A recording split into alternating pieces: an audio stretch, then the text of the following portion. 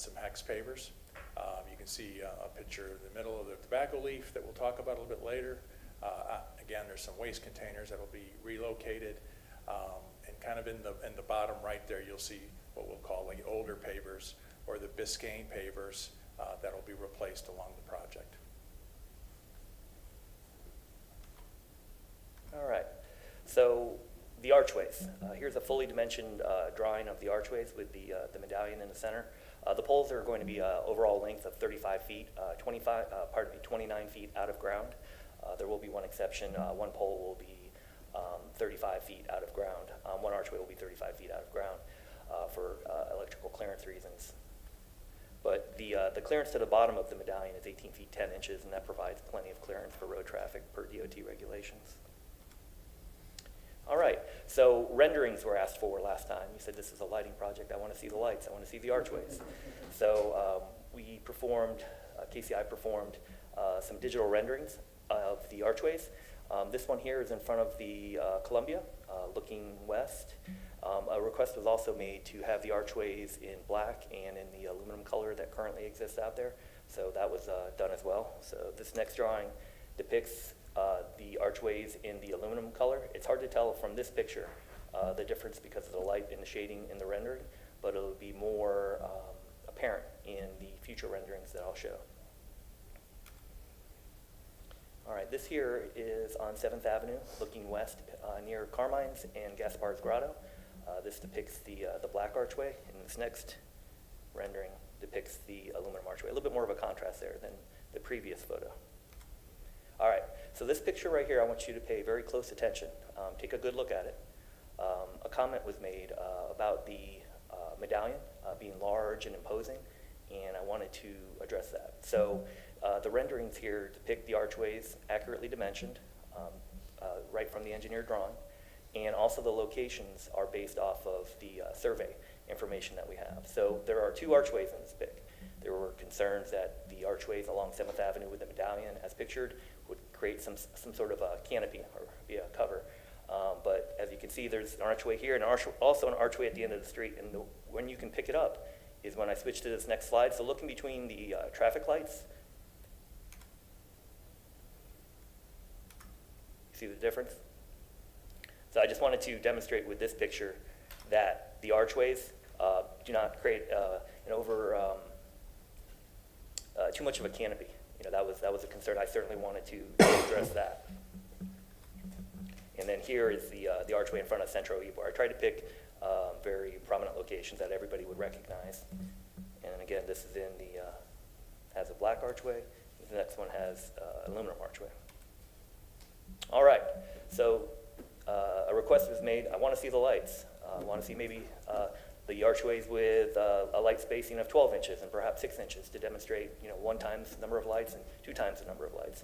So this rendering right here in front of the Columbia demonstrates the archways at night lit up with a 12-inch spacing. And this picture, or this rendering here, demonstrates the archway with LED lights that are at a 6-inch spacing. And something worth noting too is the color and tone of the lights is in line with what currently exists out there. It's a nice warm yellow, right around a 2700 K rating. And this is a nighttime rendering in front of Centro Ybor. This is with the 6-inch spacing. Okay, archway detail. I have here with me the medallion, which I can show.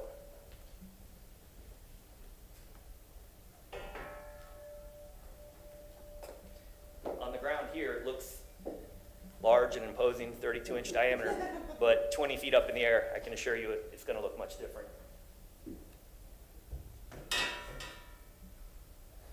So here's some close-up detail of the medallion and the archway, which is over at Tampa Electric's training yard at 78th and Palm River.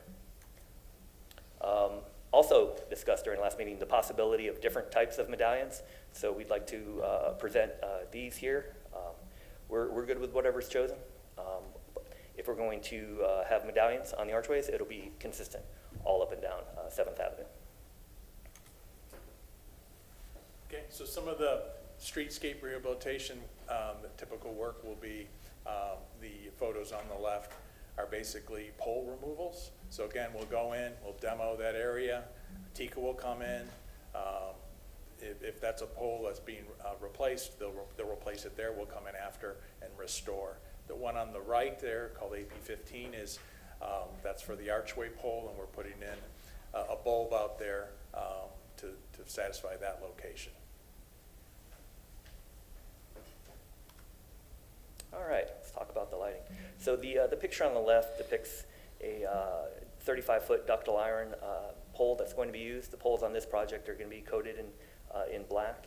And the three pictures on the right show the LED light fixture that will be used. And again, the tone of the lights will be consistent with what exists out there currently on 7th Avenue.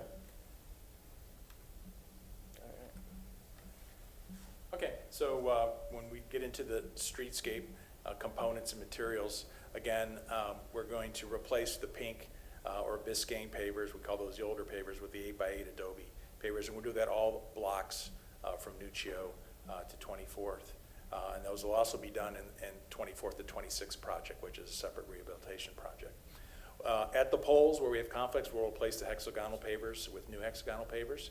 Again, at the poles with conflicts, we'll remove, protect, and reset those Walk of Fame hexagonal pavers. At the tobacco leaves that are being impacted due to the light poles, we'll remove those and replace those with 8x8 pavers. And again, I'm going to talk a little more about the tobacco leaves in a minute.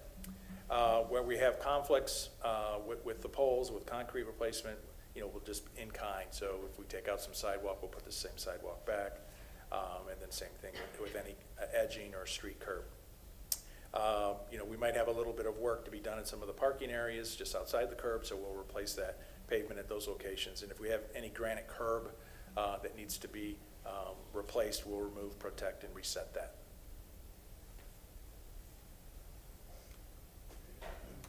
So I'm going to continue on with tobacco leaf art. Basically, these 6 photos are basically at 6 locations where we're impacting the tobacco leaves with new poles. So basically, these would be taken out and replaced with new Adobe pavers. So I'll just go through these a little quickly. You can see some of the condition of the tobacco leaves.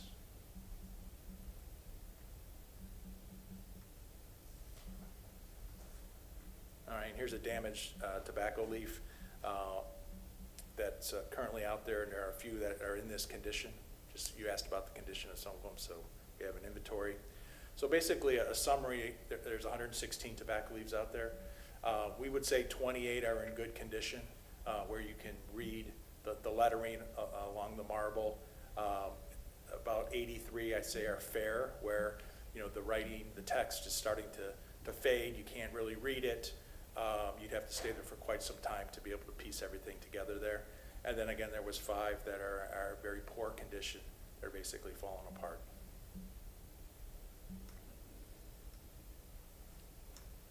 All right, let's talk about maintenance of traffic. So one of the biggest concerns is obviously public safety. These MOT plans were created with just that in mind, not only of the traffic that will be along 7th Avenue, but also the pedestrians. The intent with this project and the maintenance of traffic is to not disrupt the business owners and allow pedestrian traffic still to access the businesses as to not affect them. The work sites, there's going to be 13 sections of MOT on this project in between Nuccio down to 26th. Each section will have a duration of as much as 2 weeks. There are some sections which will be much quicker than that, and there are some sections where I'm sure we'll run into complications and there's more work on that particular section. So yeah, the maximum duration that we would expect would be a max of 2 weeks. So the contractor for TICO, the contractor for the city, work hand in hand with the maintenance of traffic.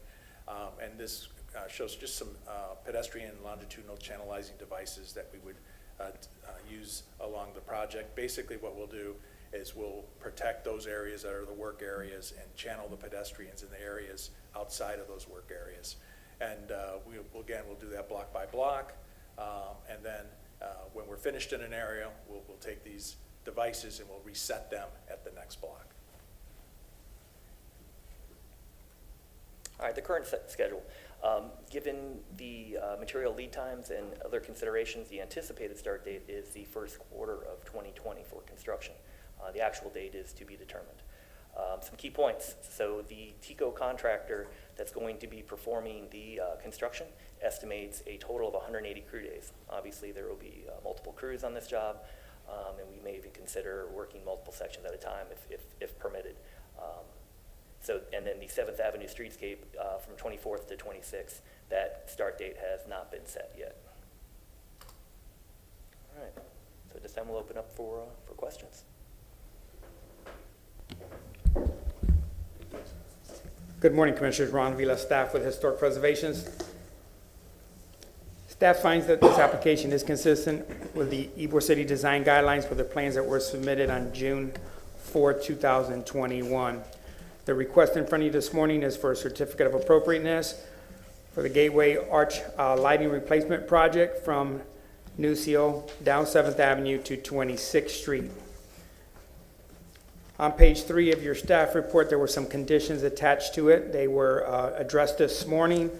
You have some discussion points this morning. They provided you with some color options for the spans of the gateway. There are some multiple options for the medallion itself.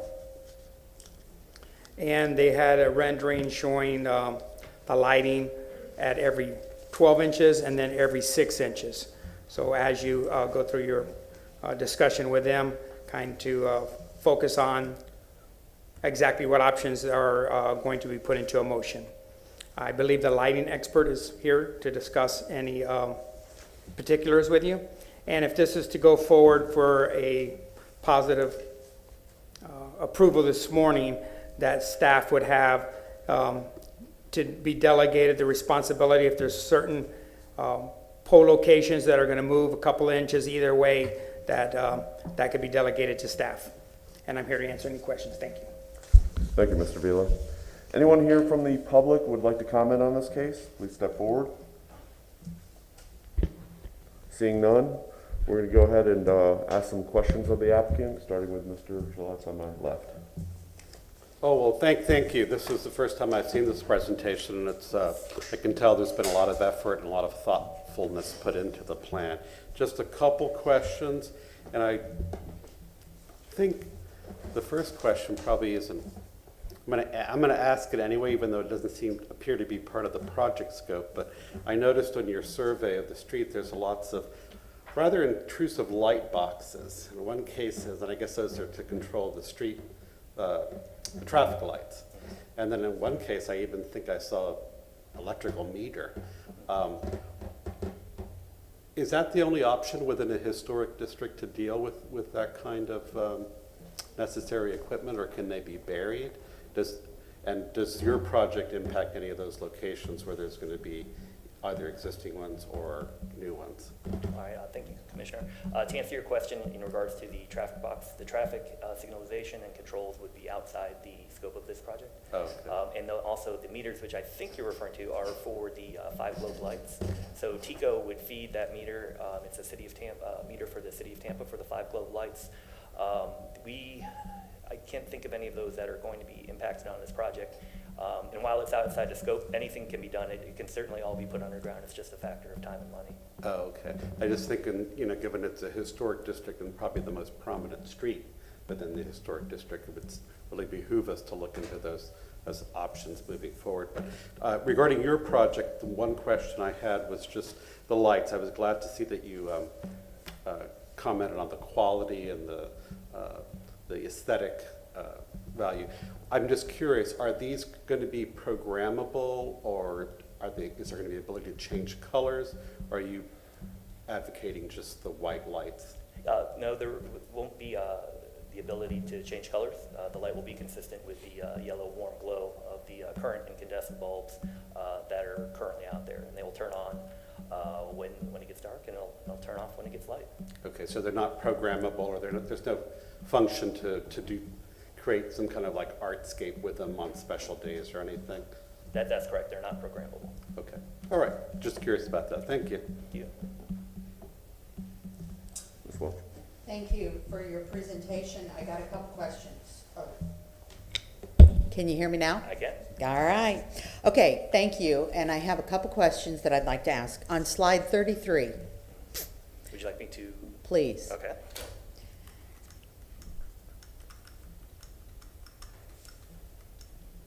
It's particularly there, back up there. Okay, explain to me what this is. You've got there's the pole, and this is the type of lamp, the light fixture that will be at the top of each pole? Correct. Okay, so in the pole on the left, it shows a different style of light. You're That's right. not what you're gonna use. You're gonna use the light on the left, Uh, or light on the right. That is correct. Sorry. Yeah. Okay, I Okay. just I wanted to make sure. And all of them will be the lights on the right. That is correct. Got it. Okay. Can you go back to the one where it is 6-inch to 12-inch? Yes. And may I see that one more time? Mhm. Give me the fancy schmancy where it goes, we light it, we don't, we light it, we don't. Okay, so okay, hold on, slow down, work with me here. Okay, so this right here is the 6-inch, right? That's correct. Okay, and could you do the 12-inch, please? Interesting. Okay, that's what I needed to clarify. And then on slide 45, I think is what it is.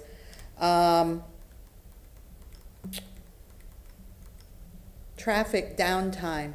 Is your traffic going to be down during business hours, during the day, or are you planning on doing a lot of the work at night? Construction will be performed during the day, but pedestrian traffic will still be able to flow to the businesses. Right, okay. And then I am assuming in what I'm looking at here on this map this is how you're planning to route traffic up Nuncio, down Palm, and then like across 15th, so you'll reroute traffic all throughout, okay. Yes, ma'am. And what was one last question, and I'm sorry, then I'll be done. Slides 36 to 42, basically your tobacco leaves. Did I understand you correctly that some of them will be going away, obviously, because they were pretty beat up, they're not gonna be salvaged? And then the others will be either replaced where they're at or they'll be relocated? Did I understand that correctly? The 6 that will be impacted by the poles will be removed, Okay, okay? okay. That's all I have. Thank you very much. Hi, Jose Perez. Just two quick questions. When we look at the spacing of the lights, the 6 and the 12, do we have to, are we picking one that we like better or not? Yeah. Okay. And the same with the Y on the medallion? Yeah, that medallion was agreed upon sometime before I came on a project some years ago.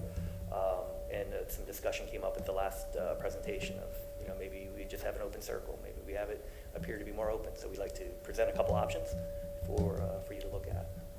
Okay. Thanks. You're welcome. Mr. Schiller? You confused me. You said that the 6 where the poles are will be removed. Did you mean that the broken ones will be removed? No, the ones that are there now, which I showed in those photos with those locations, those where new poles are going in and those are in the way of the new pole installation, those will be removed. They will not be replaced, those 6 tobacco leaves. Can you use those to replace the broken ones? I mean, it's possible. I have communicated with Courtney, and she's been talking with the city art staff, so. So I've had discussions with Robin Nye, the city's arts manager, and they will be repaired eventually. It's just not on the top priority list of the arts inventory list to be repaired immediately. The conservators rated them to be in fair condition about 2 to 3 years ago, so they'll eventually all be improved. But if we ended up putting any funding into it by chance through this project, they would move it up the list immediately. So they're not all going away. They will be repaired The broken eventually. ones. Yeah, all of them that are remaining on 7th Avenue would eventually, as part of them being in the arts inventory of the city, they would be repaired. So they're not going away. Thank you. Any more questions? Mr. Schiller? No questions, thank Okay. you. Well, I'm going to stay on the pavers. So just to summarize, that we're only affecting 6 tobacco leaves with this project. Everything else was inventoried, but that's a separate project, not within our That's purview. correct. Okay.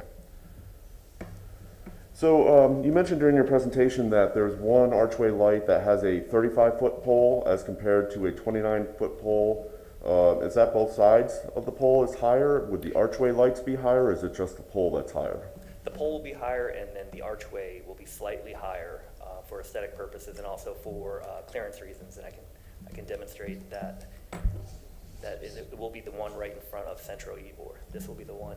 And then the reason for that is because of the pedestrian balcony that's right there. Sufficient clearance has to be made between any sort of electrified conductor and a pedestrian archway. In order to achieve that, because of the proximity of the pole with that balcony, we have to go higher to achieve that electrical clearance. Where's the electrical line there? Oh, it will be any of the lights, and the service wire will be running on the south side of the road. So it'll be on the right-hand side of the picture, running to the east and west. Okay, and so because that balcony is there, it affects the required clearance separation of electrical lines. Yes. What happens when the streetcar crosses 7th Avenue? What happens there? There would be sufficient I think clearance there's for that. more There- voltage there. Well, yeah, the NESC requires a clearance from pedestrian balconies, from signs, from side of building. The clearance that would be needed there would require a slightly taller pole. So that one may be higher? You don't That's know? the only one that would be different than the others. Same pole, same material, same archway, just slightly taller. Okay. Okay, and then staying on the poles, every new pole or renovated pole is going to get an LED area light on top? Yes, yes, So that's typical? yes, And that's controlled by a photocell? that is correct. Okay. How are the archway lights controlled? Are they by photocell Photocell also, yes. also? And the conduit, all the wire that's controlling the archway lights, is that going to be buried, or is that going to be strung from pole to pole? Strung from pole to pole. Everything, that's gonna be everything will be visible. overhead. Okay. So we're getting rid of some wire, but kind of Yeah. adding some back. Okay. And the aluminum stock that you're going to use for the archway lights is still 1x1? That's correct. Okay, that's consistent with the mock-up that you made, as well as it appears consistent. I think at one point in time, you guys were talking maybe like 2x2, where it seemed to get a little bit heavier, but everything that we've seen today appears to be like 1x1, a pretty thin stock. Yeah, according to the engineer drawing, yes. Okay, and then the LED lights will be attached to the outside of that? That is correct. With a mechanical type of fastener? Correct. Okay. Okay, I think two things that were kind of discussed, presented here, are the spacing of the lights at 6 inches and 12 inches. And then the medallion spacing, whether that's in or out. Do you, as the consultant, as the agent, have a preference that you'd like to present to this board? I think we're flexible in working with you, but I think we'd need to know what your preferred options would be for the sake of this presentation to the board. Okay, the preference would be to stick with the medallion that was agreed upon some time ago with the Y. And as far as the lighting goes, the 12-inch spacing, I think is, in my opinion, more aesthetically pleasing and also at a lower cost. Okay.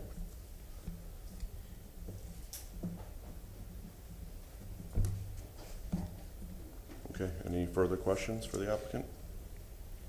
You have a few moments to address any concerns or discussions that we've had, and then we'll close the case.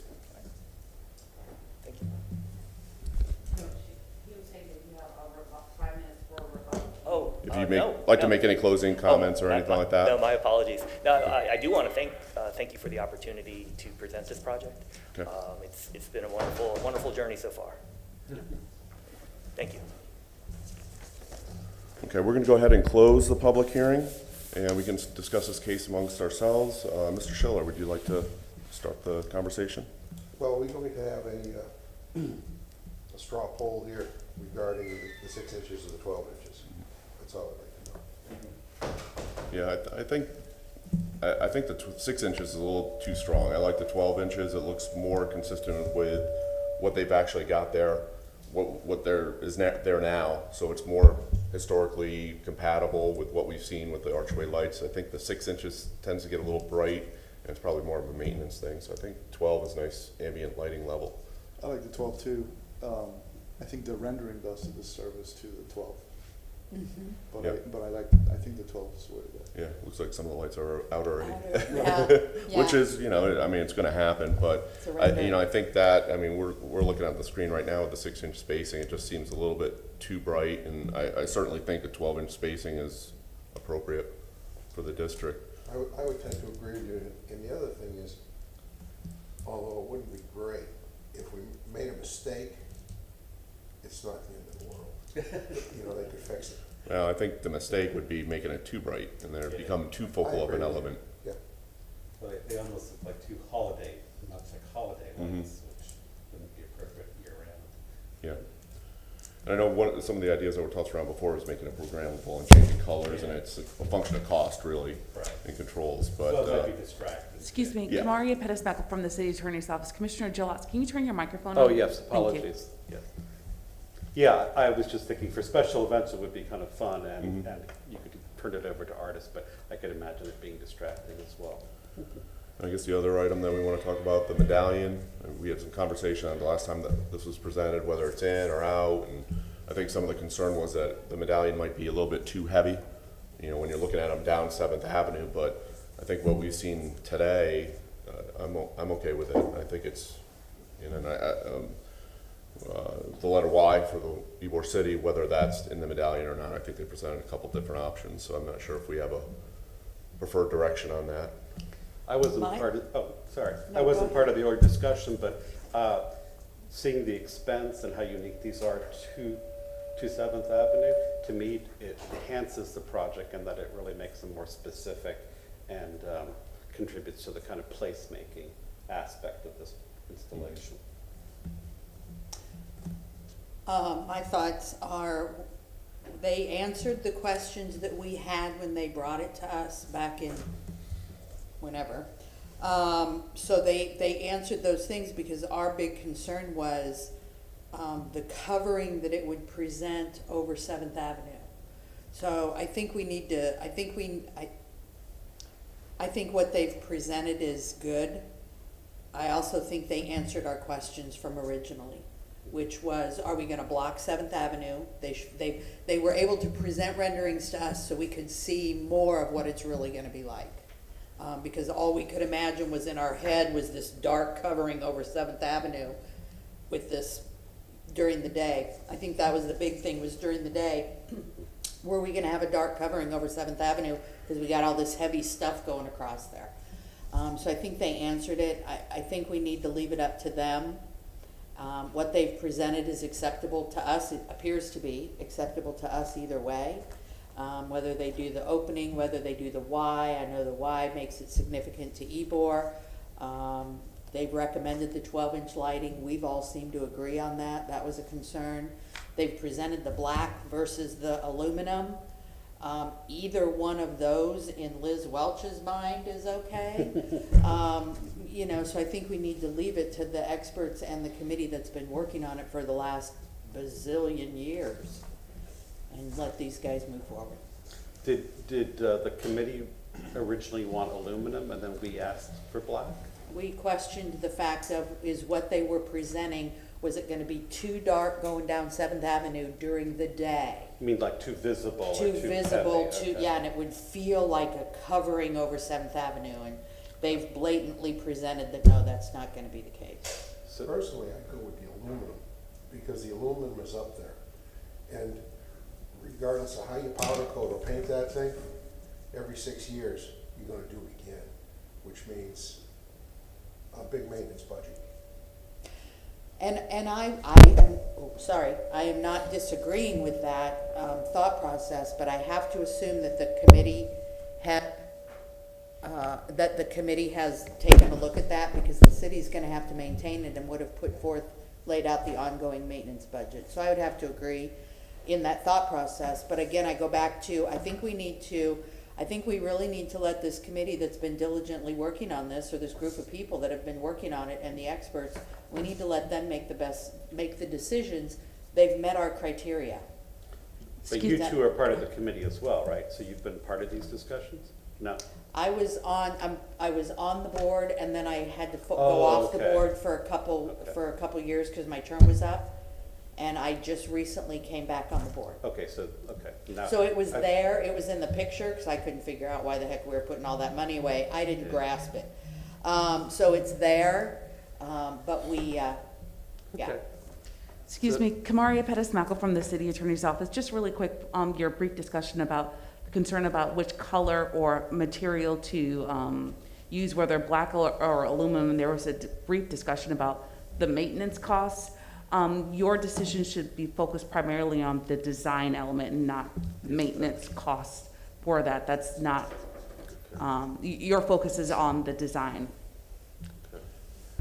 So it seems to me that as a commission, if we move forward, we have like 3 decisions to give them direction on. And I think it should be not just, I think it should be like part of the motion, not leave it up to them. Because again, we're here for the aesthetics, how this project's going to impact the historic district. But it seems like we're in agreement that it would be a 12-inch spacing on the lighting. The Y medallion as presented would be acceptable. And then in terms of the color, just to be clear, the poles, we're asking for the poles to be black to match the other architectural features on the street, but then it's still optional as to what the archway is. Yeah, and I think, I mean, if you look at the general aesthetic of the district, I mean, if in the rendering that's on our screen, I mean, the trash cans, the benches, they're black, the 5 globe lights are black, so it certainly carries that aesthetic throughout, and these streetscape elements should be in unison, they should be similar, so I'm okay with the black. You know, from a maintenance standpoint, that's all, you know, kind of factored in. Tico's going to maintain these, so they've got that factored in. But I think our concern with making this black in the past was that it was going to be too heavy. Not only the size of the archway light, but also the color, and especially during the day. But you start looking at the gateway elements that we have down by Nuccio, that's black. That's black. Yeah. You know, and that's got a lot of decorative work in there, and you know, it fades away. I mean, you notice it, but it's not overbearing. Could I ask the opponent to show those often to the black versus the aluminum? Switch back and We're not gonna, I don't think we want to open the public hearing, but could the applicant put the renderings up of the aluminum versus black? Yeah. Just to carry the discussion further, I would agree that I think I'd prefer to see them in black, partly because I think they would look more distinctive and of sort of a higher quality. These are permanent, Yeah. and they are seen during the day and the evening. And in terms of their transparency, I don't think whether they're black or aluminum is going to make much of a difference. My fear that if they're aluminum, they're going to look a little bit like we were trying to save money. Yeah. Nice. I wanted to. I always feel that when I see new, intersections built in the city of Tampa, in some districts it seems like they go with the painted or coated, and then in others it's just Thank you. Thank you. So I mean, that's kind of what we're looking at right now. So, on our screen, thank you for putting that up. You want to see them. That's with the black, and then it's got the decorative medallion in the middle with the Y, and I think that's a nice, the only thing that's kind of missing from this rendering is at the top, they're gonna have the LED downlights, which is kind of shown on adjacent light, but every pole is gonna have some downlights there. Yeah, I mean, they're referencing the filigree you see on the historic wrought iron, and you would never have an unpainted metal wrought iron balcony in the district, so I think black would be more appropriate. So I think it picks up a lot of the historic character of the neighborhood, certainly with the 5 globe lights and the streetscape. I do too. Now, we haven't discussed the actual light fixtures, but I'm assuming that there's been lots of discussion as to whether they should be more historic sized or if they should be modern. I'm perfectly happy with the modern ones. Yeah, I think it's going to be an LED, so I don't think there's a specific size, but they're really small compared to what, because the lights that they have out there right now, the existing ones are basically Christmas lights. Christmas lights. Right. So you can see the globe. So, I mean, LEDs are all getting smaller, and it's going to be mechanically attached to that aluminum frame Yeah. with the wire. So, I think it's a very thoughtful project and will make quite an impact. yeah, Yep. Do you need a motion? I think we do. If everyone's good with everything.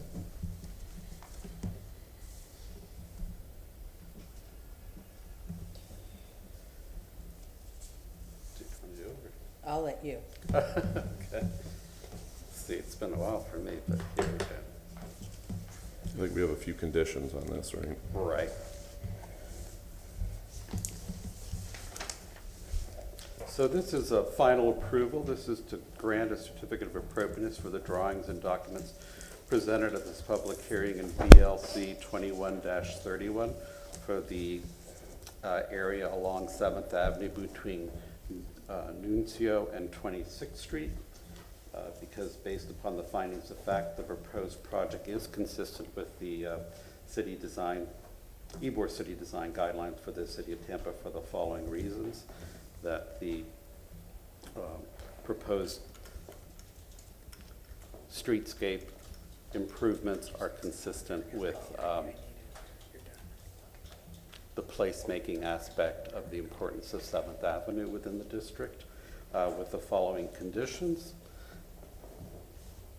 that the project move forward with a 12-inch spacing, as shown at the public hearing, that the center medallion is the option that includes the Y for Ybor City, and that the finish on the poles and the archway is black, as is consistent with other street features within the historic district. And then, just to put it in the motion as well, they've been clear that they've been speaking with the city department in regards to the public art component. We just want to put that in the motion, that they have continued to have discussions regarding any impact on the tobacco leaf art projects that are part of this City of Tampa's public art inventory.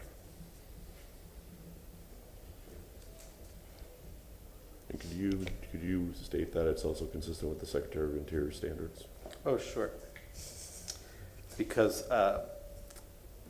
based upon the findings of fact, the proposed project is consistent with the Ybor City Design Guidelines for the City of Tampa. And, oh, you're asking me to do the, and also because it's consistent with the specific code sections of the design guidelines referenced with the Secretary of Interior standards.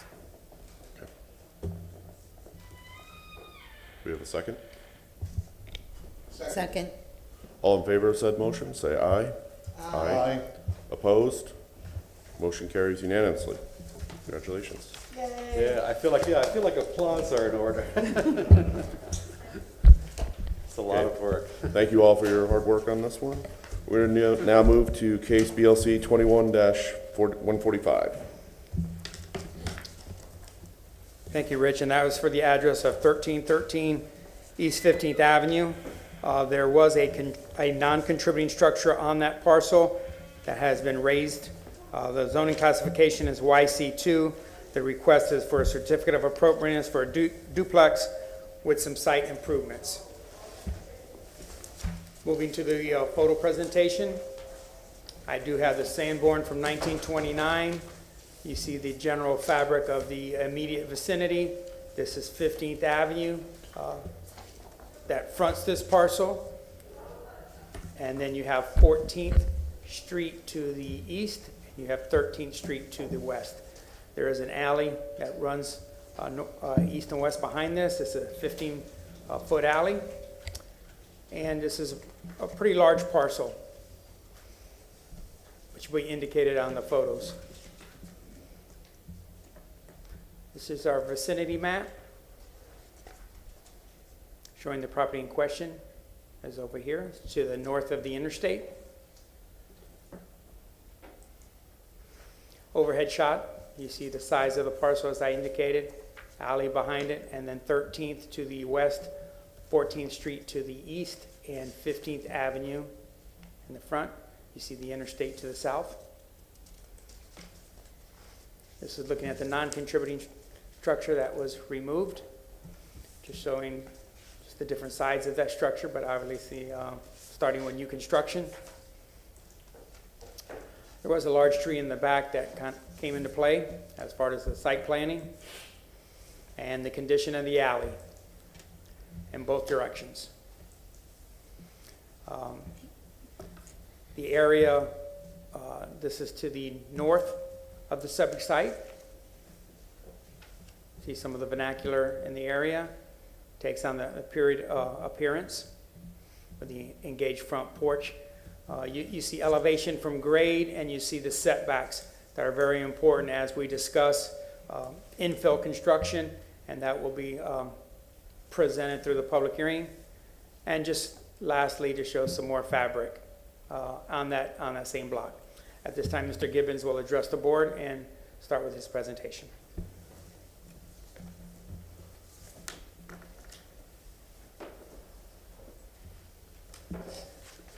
Mr. Gibbons, before you start, you need to be sworn in, please. And everybody else that wishes to testify for either this case or something in the future, please stand up and let's get the swearing going. Thank you. Do you solemnly swear or affirm that the testimony you will be providing this morning is the truth and nothing but the truth? I do. Good morning, my name is Joe Gibbons with Gulf Bay Builders. I'm the owner and applicant of the project.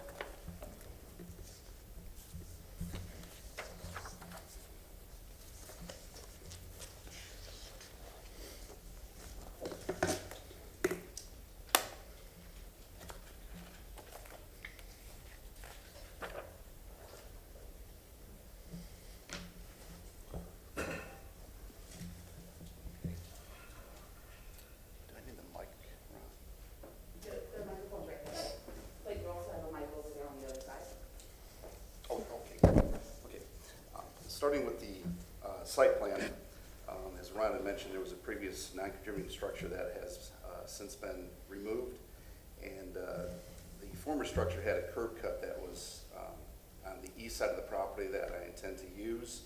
It's going to be a ribbon drive with 3-foot wide ribbons, landscaping in the middle, the parking areas in the back. There's also a pedestrian walkway on the west side that will be used by the owners. The parcel is 70 foot by 122 foot. It's zone YC2 with a future land use of R20. It would have permitted 3 units, but I've chosen to simply do a duplex on the project. There's a existing kind of a boulevard between the curb and the sidewalk that will be improved.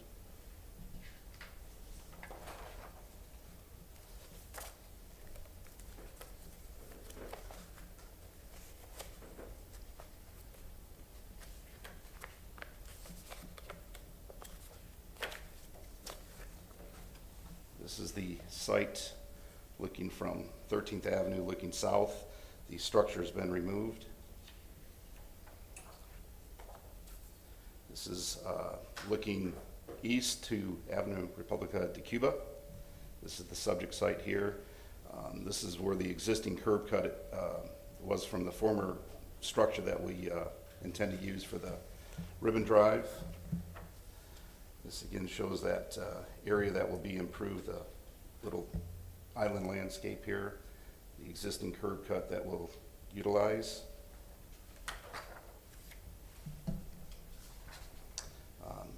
This is a structure at 1307 East 15th Avenue that I did early last year. Kind of shows the improvement. We'll be putting in new sidewalk. This kind of shows the ribbon drive coming through. And this one, we also utilize the existing sidewalk or curb cut that was existing. This is the structure to the immediate west at 1311 East 15th Avenue. This structure has a finished floor elevation of 28 inches, which will match with the proposed structure at 1313.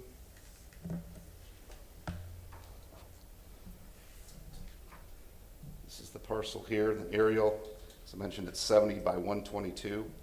There is an alleyway back here, but it's unimproved and I can't drive down it. There again, this is the aerial view showing the aerial with the structure that has been since removed.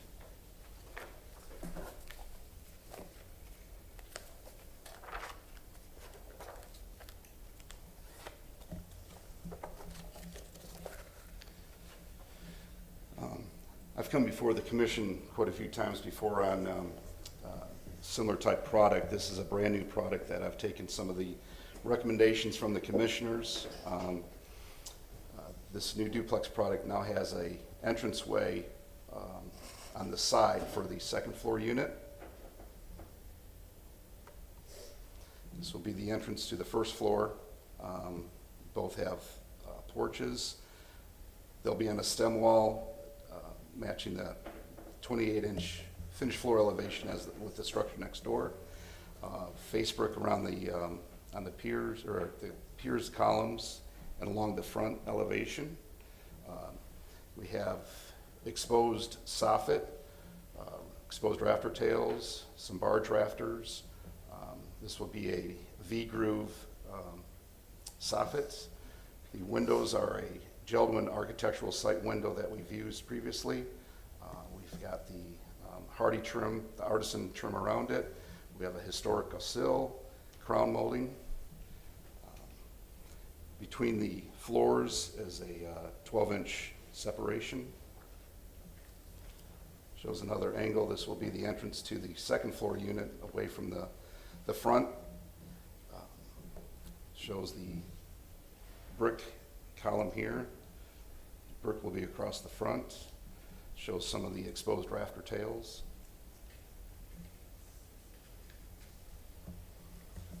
A little bit more.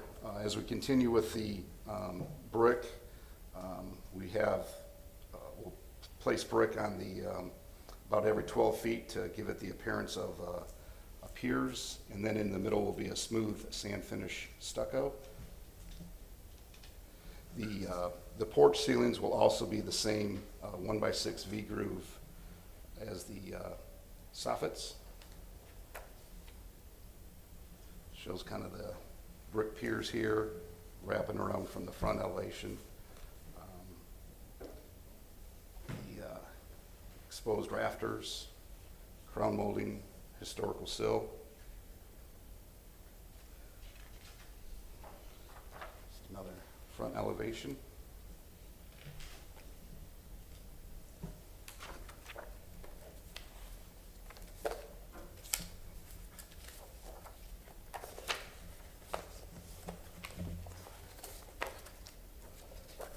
This is an example of previous finished product. This is actually 2 structures over. This is at 1311. The proposed is here at 1313.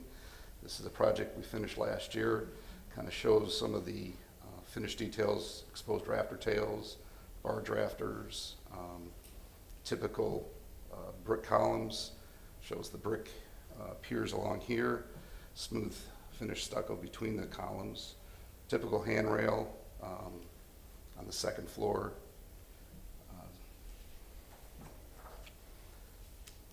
This shows how the ribbon drive comes in off of the street, and then the parking's in the back. We put the AC units, and one of the things that we're doing now is expanding this concrete pad area for the trash receptacles, so they're not out front. This is another, this finished last year as well. Kind of shows some of the finished details, the crown molding, historical sill, the brick, typical railing features. This is another one, just kind of a different angle with some of the exposed finishes.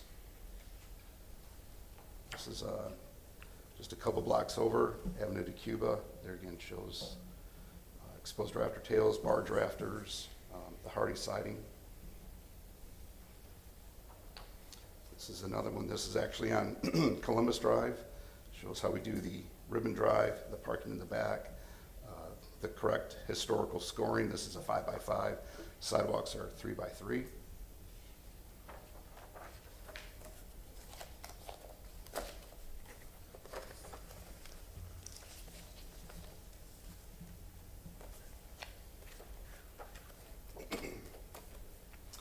The exterior finishes, the roof shingles are GAF Timberline asphalt shingle. Typically, we put a color palette together and submit that to Ron for his final approval.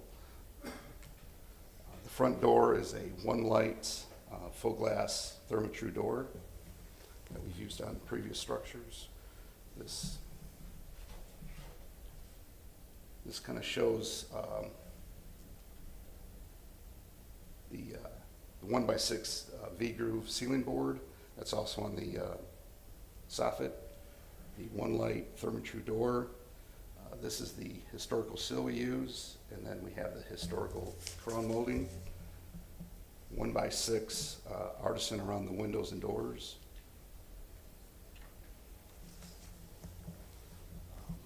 The entry hardware is the Schley Century.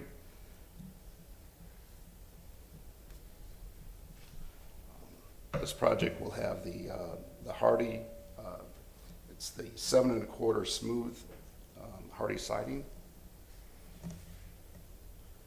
with the smooth trim, with the exception of the windows, which is the Artisan 1x6 from Hardie.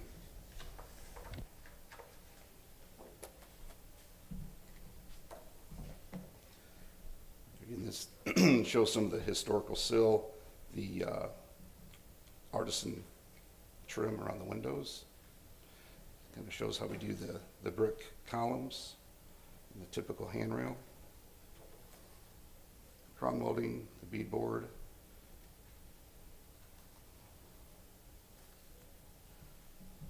Crown above the windows and doors.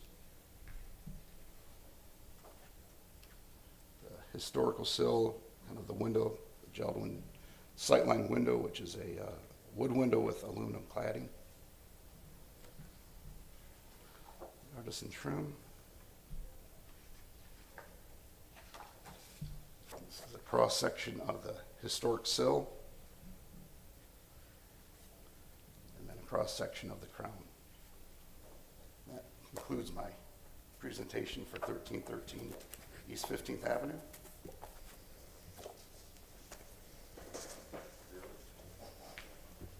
Good morning, Ron Vila, staff with Historic Preservation. Mr. Gibbons, thank you for that complete presentation. On page 3 of the staff report, staff's findings as this application is consistent with the Ybor City Design Guidelines. This is the first time we saw this particular model coming forward, and I still have 2 items for discussion. One would be at the front porch, if you could put the front elevation on, Mr. Gibbons. The front porch is usually a little larger as it was presented. This one's smaller in nature.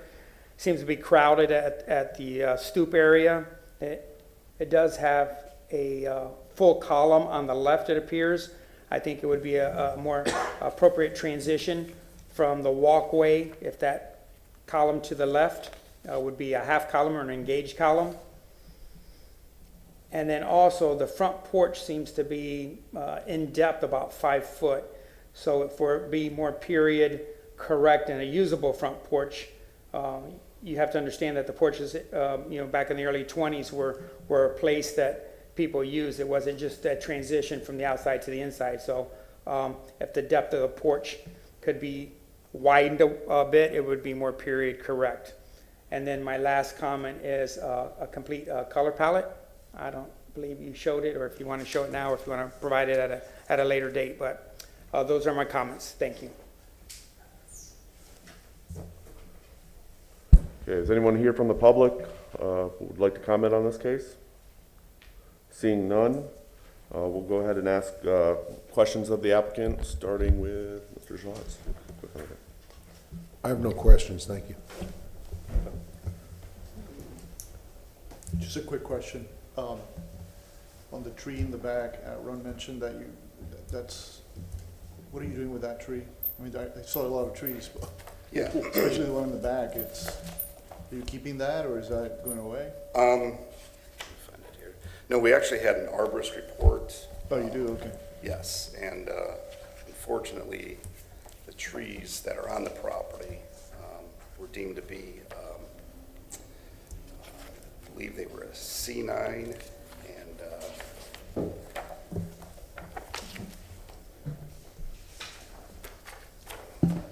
have from Green Leader Consulting, the trees that are on the site, and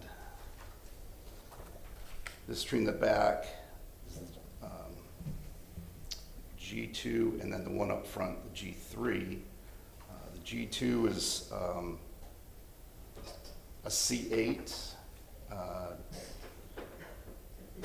and then the G3 is a D9, which the D9, the city, I believe, refers to as a 1958 hazardous tree. So once we submit for permit, the city would like us to get that one removed ASAP. What about the one in the back? The one in the back, none of the parking is going to be near that. Okay. So we're going to look at it and see if some trimming can kind of help preserve it for a few more years. Okay. No further questions. I don't have any questions at this time. If you could put the site plan up again, please.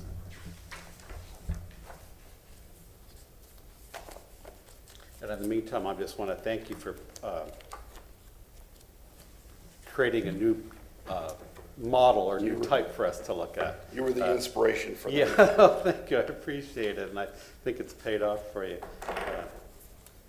I had a comment about the site plan because you seem to have a unique situation here in that it's a rather wide site, and you have a driveway along one side and a pedestrian walkway on the other, but it seems like, and I'm just talking until you put up the site plan, but if I'm reading it correctly, you have the entrance to the second unit on the driveway side. It seems like you have an opportunity, if you could flip the plan, to create the second floor unit entrance on the more park-like side, which would be more in keeping with the patterns we see within the neighborhood and more aesthetically pleasing for sure.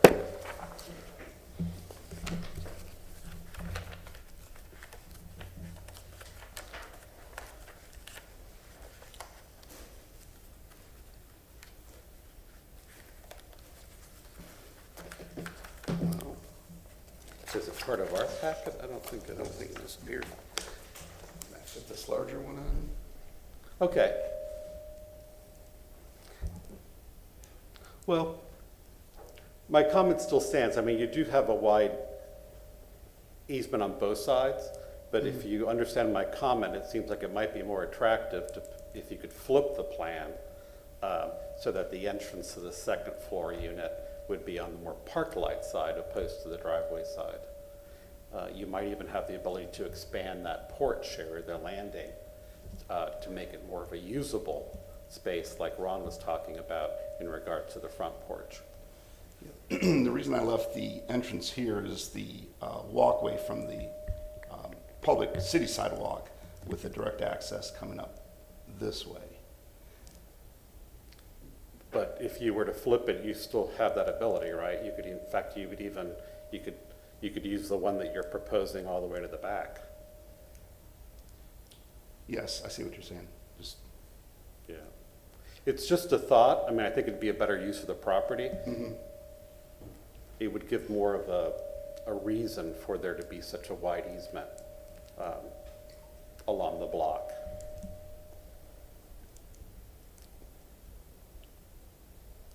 But that's just a comment. And then otherwise, I would agree with the staff recommendation. Is it possible to make the front porch on the ground floor unit a little bit deeper so that it is a more functional space?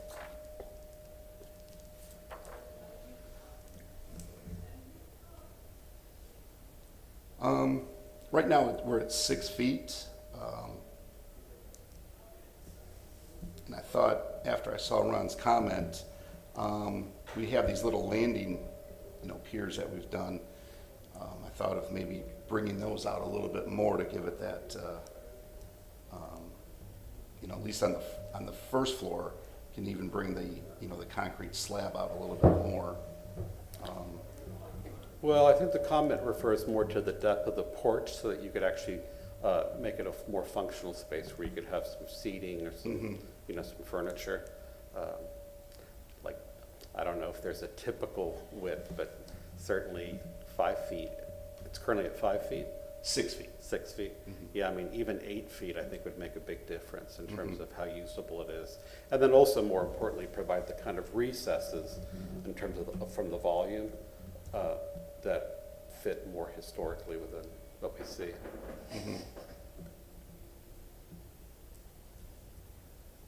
Yeah, I can get back, with the architect to see, how that would stack up here. It might have to, this front gable would probably come out more and keep the smaller one recessed back in.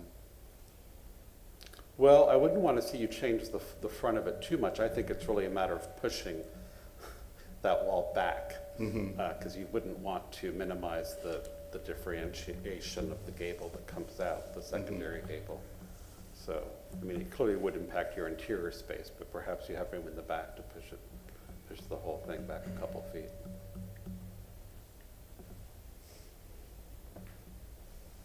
But that's the only comment I have. Okay. Go ahead and, so I think 6 feet is actually pretty decent depth. I mean, 5 feet's getting a little tight. You can't really get tables and chairs, small table and chair out there. But 6 feet's actually pretty decent with a walkway space. So I don't really have an issue with that. And I think the way the massing here works with the bedrooms being pushed out is kind of a unique characteristic here. I guess when I go and look at the site, Joe, I think you have a pretty big site compared to most of the other sites that you normally have.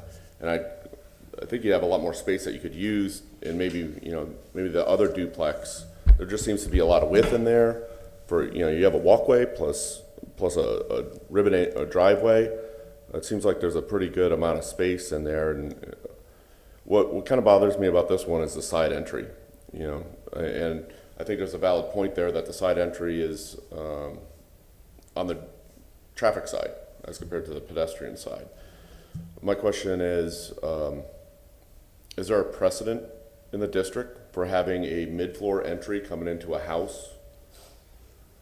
Because and I think when we talk about that side entry, I'd like to, could you comment on what the material finishes are? It looked like it was just stucco with no trim or anything. You have trim on the columns. Would you like to discuss that a little bit? Sure.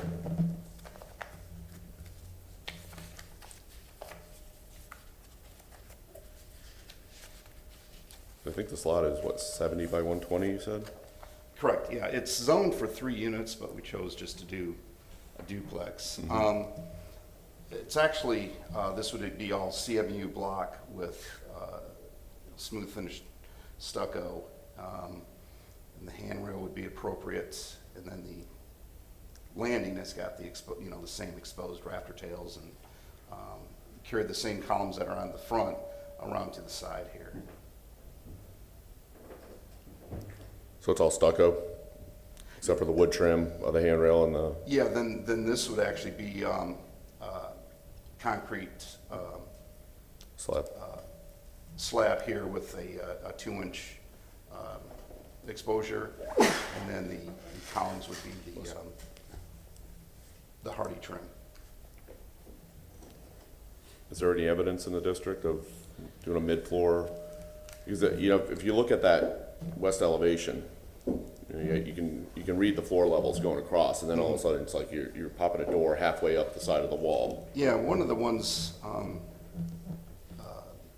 that we kind of used as the inspiration is on 1015 East Columbus, and there were some others in the district that just weren't very presentable in their existing condition. This was about the best one I could find that has the second floor unit with a side entry. That entry goes in at the second floor level, right? Because Yeah. you're doing half the stairs inside house and half the Correct, stairs outside. correct, yeah.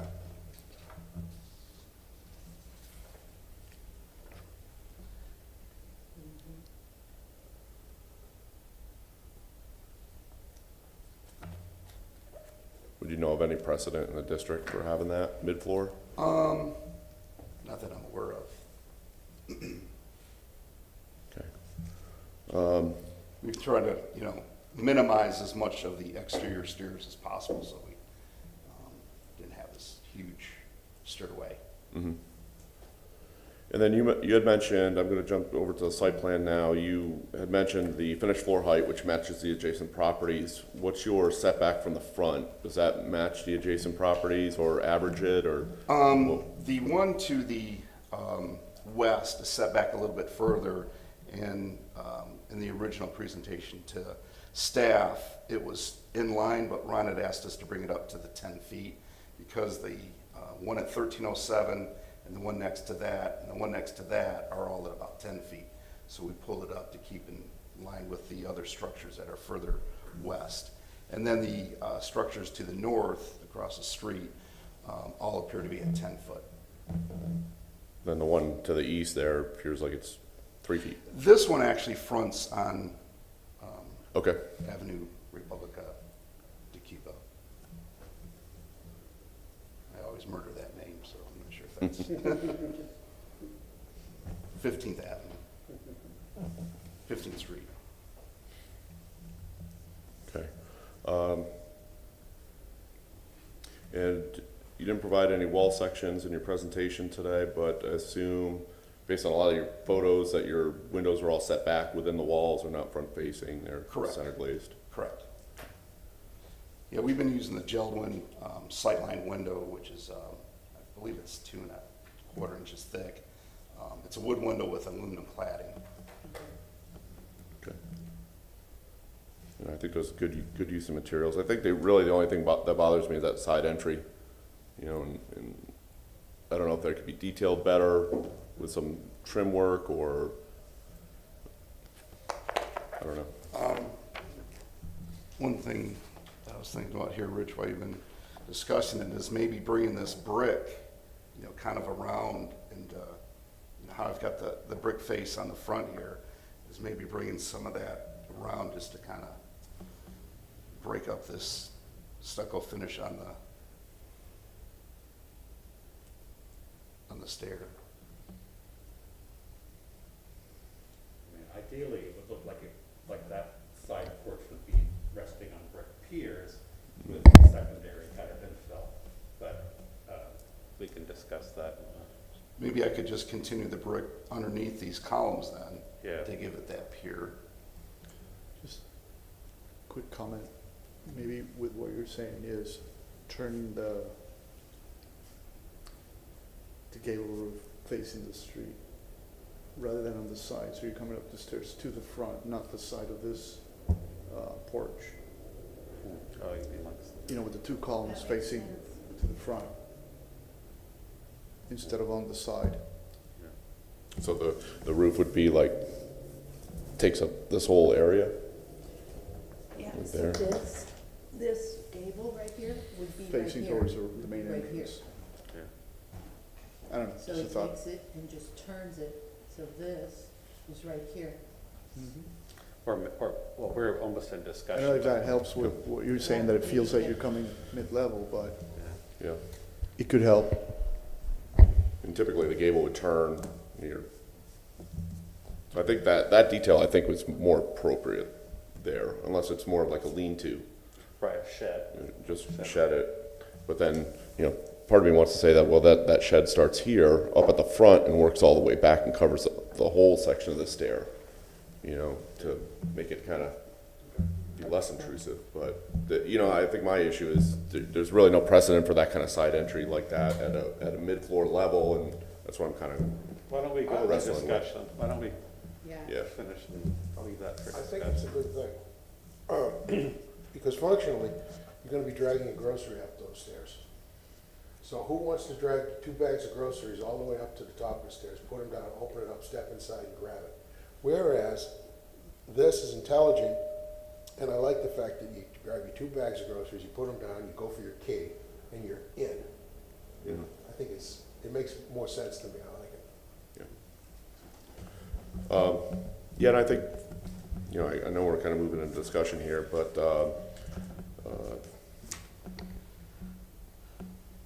okay. Want to go ahead and, you want to make any summary comments, and then we'll close. I think we're done with questions, right? I think did we ask public comment? Yeah, we already did. So, you have a few minutes if you want to summarize your statements or any of your findings, or there, and then we'll, I think, you know, on the front of the elevation is looking at, you know, Ron had mentioned maybe seeing if this could be a half post. I'd have to get with the engineer to see if this one up here could also be a half post. We've done it in the past. I believe we can carry this truss all the way across, so that would break that up and maybe even give it the feel of a, you know, the larger front porch, and then maybe even expanding these little column, or the flower planters there. And then on the side, I'd like to continue that brick kind of in line to give it the, you know, that pier look, just carry that brick down on these, underneath these columns there, so it looks like they're on the piers.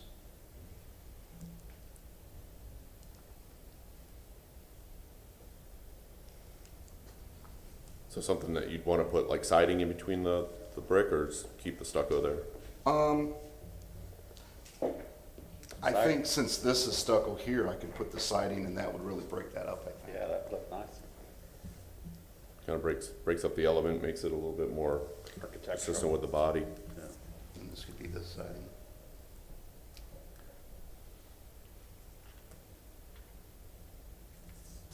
Okay.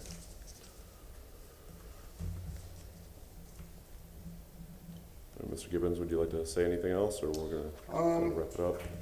I think that's it for now. Well, this is going, Kamaria Pettis-Mackle for the record. This will conclude your rebuttal time, so if you have any other comments, now is your time to say it for the record. Because otherwise they're going to close the public hearing. Right. No, I think that concludes my rebuttal. Okay, we're going to go ahead and close the public hearing, and then the commissioners now can discuss the case. Start on my right with Mr. Schiller. Yep, regarding the side loading staircase, if I were to leave here, I'd come back in an hour and see 20 pictures of metal staircases, wooden staircases, 4x4, 3.5 by 3.5 inch normal posts, where people have wanted to rent. They've subdivided, they've done a cheap job, the fire department comes in and says, no, you can't do that, you need this entrance, right? And they're all over Ybor City. I don't know that any of them are like this, but I will say that this one is way better than any of those, and they're everywhere. I would suspect that most of them go all the way up to the second floor, because they didn't want to get into the first apartment, put a turn there, you know, and box in a landing and do all that structural stuff inside the downstairs apartment. But I have really no objection to this whatsoever. I think it's I hate to use this word, I don't want to get anybody saddled with quirky, but I like it a lot. I think it's Just curious, what are your thoughts on the flipping of the plan? Yeah. I think it makes a lot of sense. We didn't really hear a response from the applicant, but just in terms of the unique width of the site and the fact that it's a park site and a driveway site. Again, I think this applicant has come before us with a lot of these kind of similar types of duplexes, and we have asked, or at least I've asked, for slight variations that make sense, a different kind of typology. So the side entrance, I think, is a successful attempt at that. It makes the front of the facade much, much more attractive and in keeping. I'd like to see it flipped, and then I'd also like to see the porch deepened, and I think we can leave that at staff in terms of the porch detailing on both the front and the side, because he's pretty close. If I'm the tenant on the second floor and if I'm the tenant on the second floor following your idea, I want to stop the car right there, get out, put the groceries there, and then park and then come up. So Yeah, if I that's flip it. it, I have to That's do a that good from the point. street. That's my only, That's a good point. You're right, yeah. Yeah, that's a good point. I hadn't thought about that, but you're right. it's the only issue that I have with flipping it, based on what you've said, which makes a lot of sense. That's all.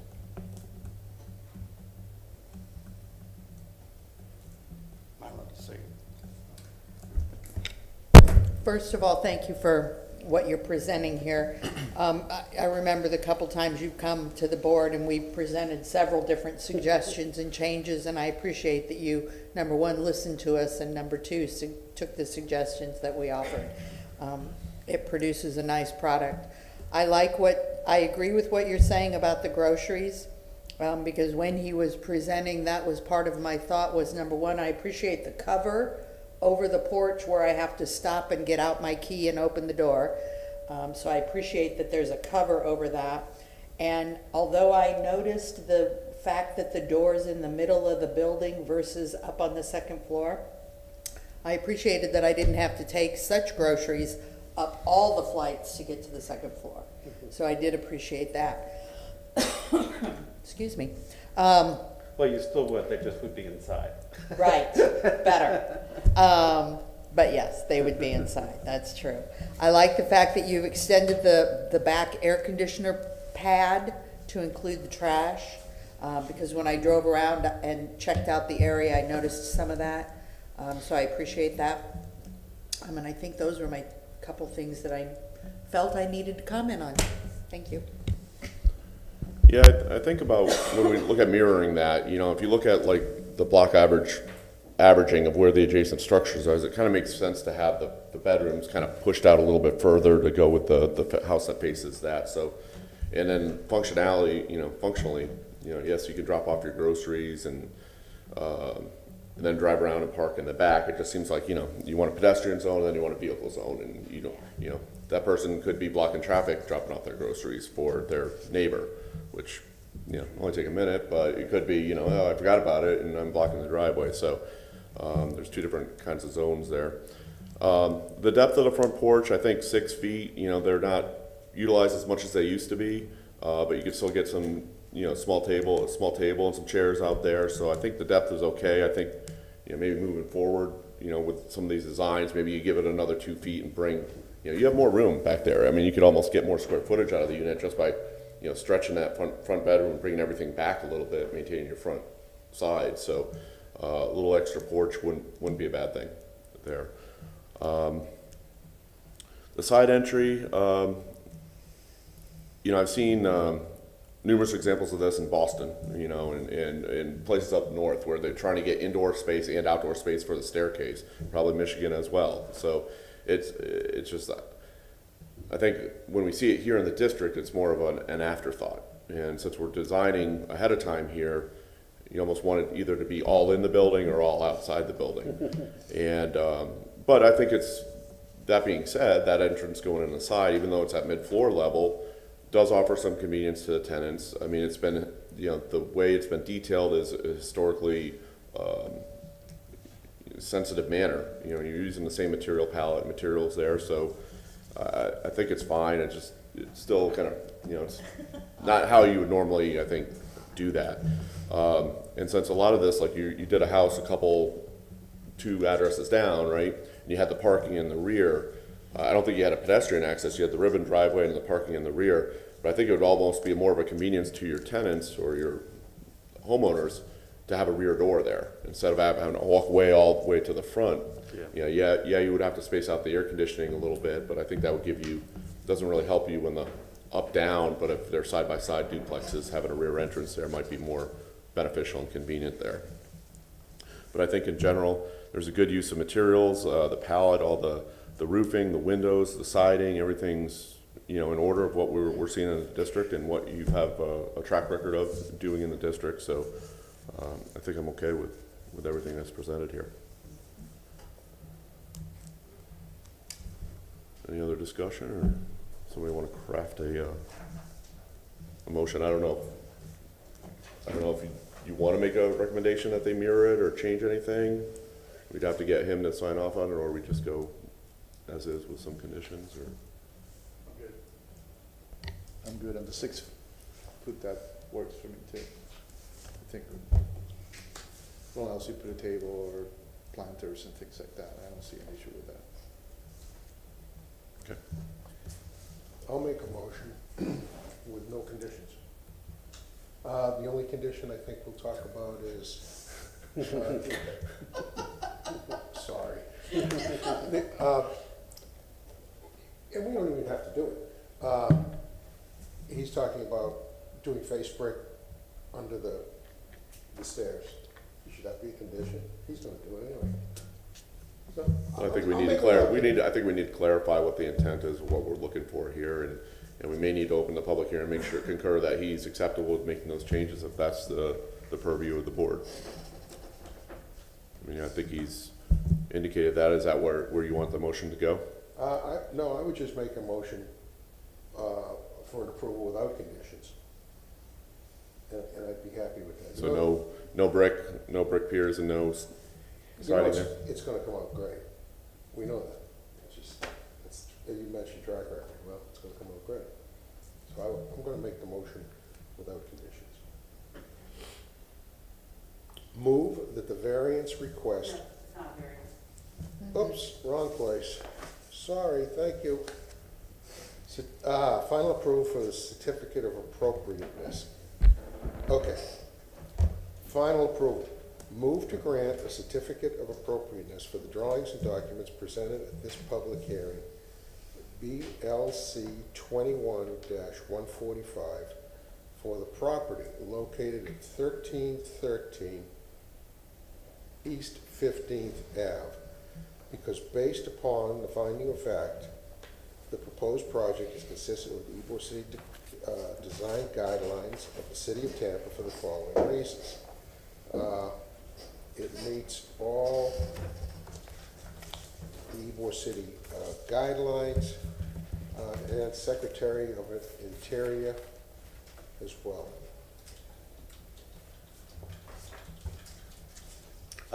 I'll second, but if you don't mind, I would like to add a couple of conditions just based on what we've discussed.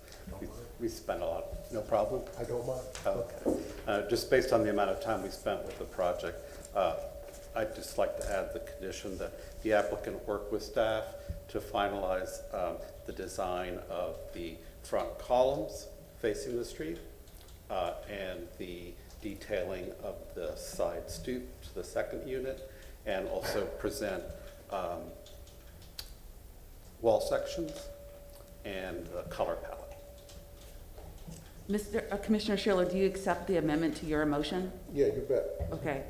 And are you seconding the Yes, the amended seconding motion? and then adding the conditions. And Mr. Chair, can you have the applicant just acknowledge the conditions that were just placed, please? Okay, we're gonna reopen the public hearing? No, you just asked just whether or not. Mr. Gibbons, would you concur with the conditions that have been added to the motion before the board right now? Yes. Okay, so the applicant acknowledges the conditions on the approval. Any further discussion, or I guess, Ready all in to vote. favor of said motion? Say aye. Aye. Opposed? Motion carries with some conditions.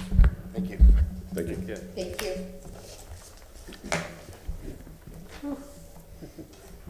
Okay, we're gonna move on to case number 21-131 for the address located at 2903 North 12th Avenue. Thank you, Mr. Simmons. This is got a YC8 zoning classification. The request is for certificate of appropriateness for new construction, single-family residence with some site improvements.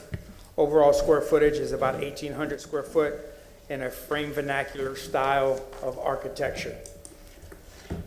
Moving to the Sanborn, that's on your monitor right now.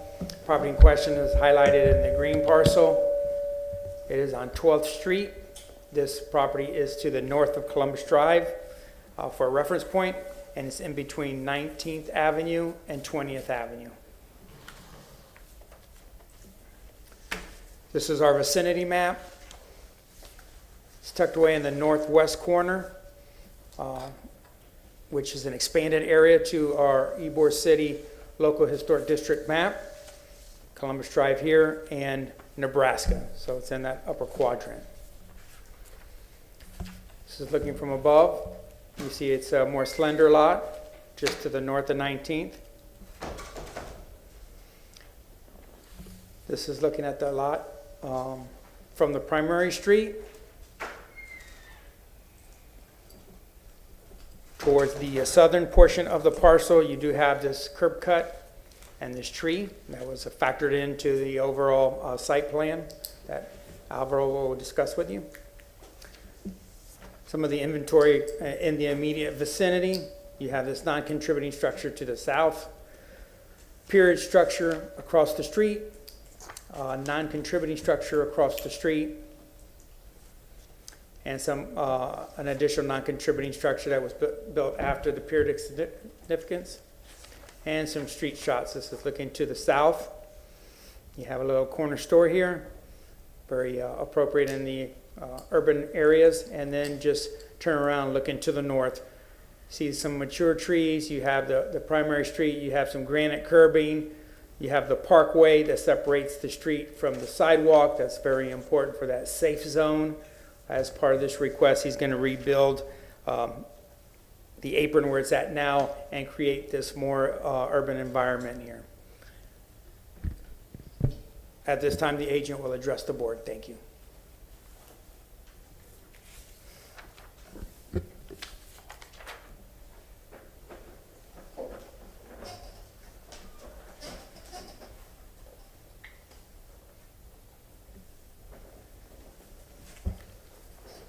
Okay, good morning. My name is Alvaro Rodriguez. I am the architect of the project. The project is located at 2903 North 12 Tampa, and the zoning of the property is YC8. This lot is not a typical lot. The width of the lot is 30 feet only, and the length of the lot is 95 feet. The front setback that we're gonna use will be 10 feet. That is according with the setbacks of the property on the north side and on the south side. We try to match the average setback for the next properties. The standard setback for sides for that property is 5 feet. We're gonna have 5 feet on the south side, and we're gonna have 9 feet 2 inches to the north side in order to have the driveway to the side of the property. The driveway will be a solid concrete driveway path for 1 car. The length of the driveway will be 28 feet 6 inches to have the complete car parking behind the front column of the structure. The rear setback is 20. We will have 23 feet 6 inches on the back, and we will have the AC pad and the pad for the garbage trash on the back of the property to have any kind of visibility from the front side of the property.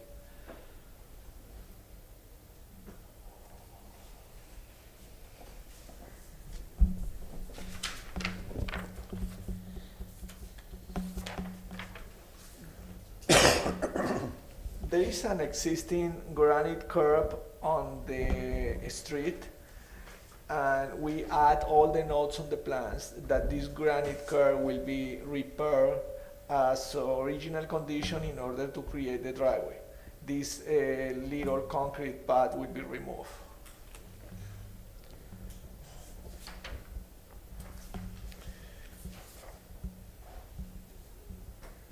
The house, because of the size of the lot, is a small house. will be only, on the first floor will be only the great room, the kitchen, and one half bathroom. And we will have a porch on the front that will be 10 feet wide, 10 feet deep by the width of the house. The total square foot of the house will be only 1,848 square foot. The living area will be 1,600. First floor 756 and second floor 915 square foot.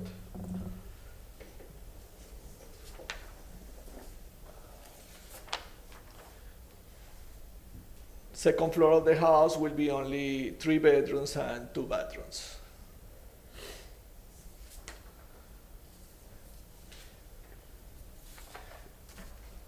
Roof system will be shingles. The slope of the roof will be 5 and 12 with 1 foot 4 inches overhang, and we will have gable end on the front and gable end on the back.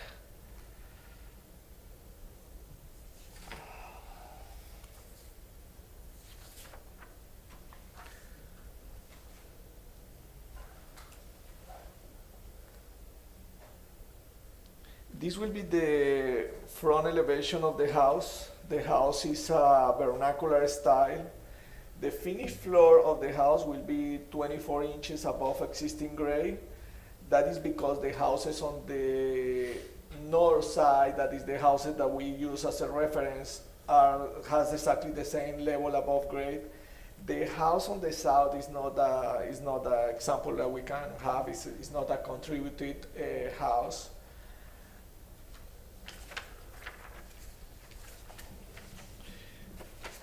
The front of the house will have the complete house will be concrete block wall from grade level to the eave height, the 2 stories.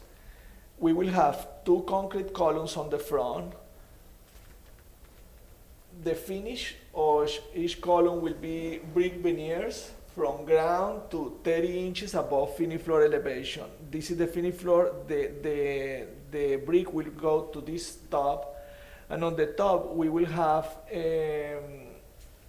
stucco bands, 3-4 inches stucco bands, 2 inches recess to get to the taper column.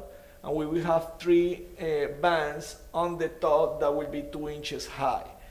The finish of the column will be stucco finish, smooth, and the finish for the bands will be stucco.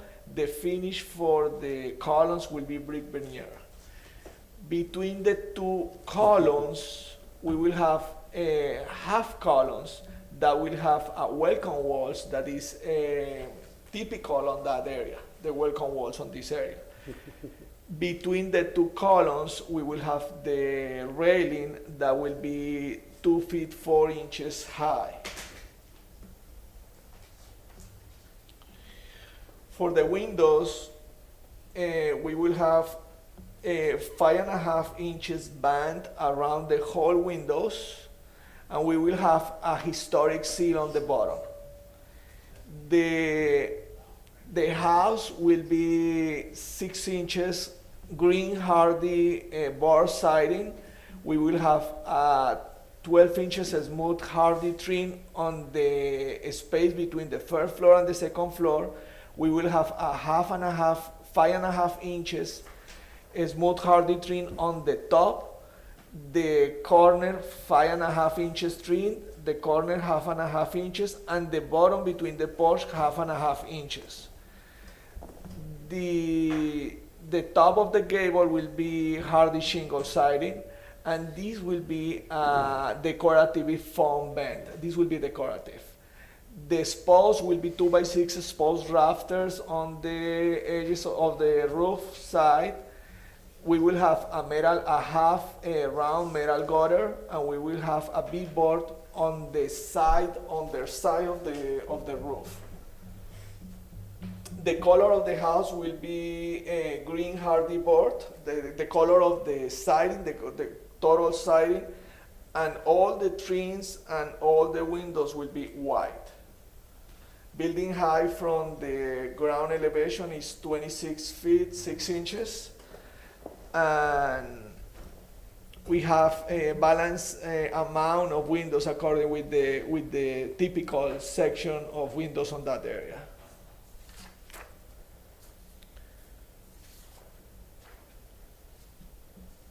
This is the back elevation, and again with the exposed rafter, with the half roof, with the trim for the window, 5.5 hardy board, 5.5 historic, 6 inches green hardy windows. The railing will be exactly the same one that we have on the front of the house. We have the columns with brick veneers that basically would emulate the same columns that we have, the columns pad that we have for that houses that basically are raised above 24 inches above grade.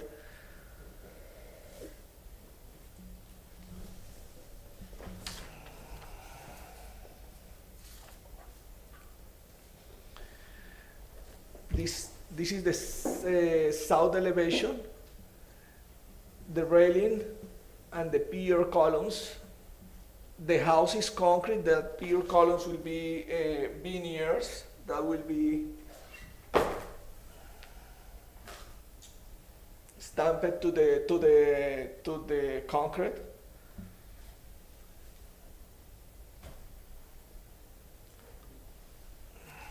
And this will be the smooth finish stucco and the 5.5 inches smooth hardy trim skirtboard on the bottom.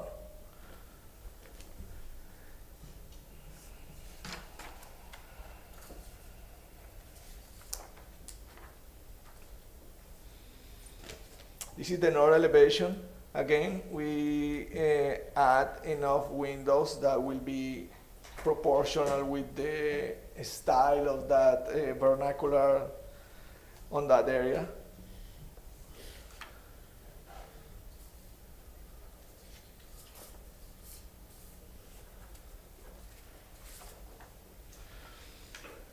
This will be the typical section of that house. Basically will be concrete block wall from the footing to the eave height of the roof. We will have a hardy board. We will have the veneers attached to the concrete block wall on the fake piers. And we will have the trims on the connection between the first floor and the second floor and trims on windows. We have the exposed rafters, the V-board, the half round gutter, and the shingles that we're gonna use for that house. That is the example that I have here for the shingles.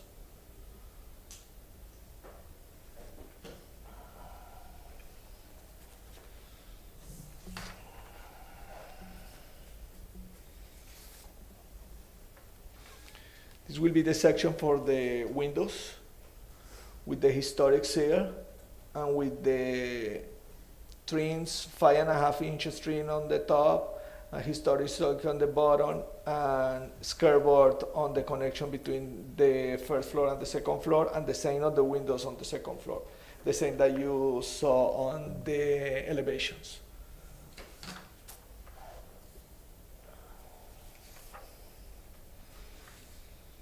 See the section on the back with the railing on the back, the door, and the same type of system.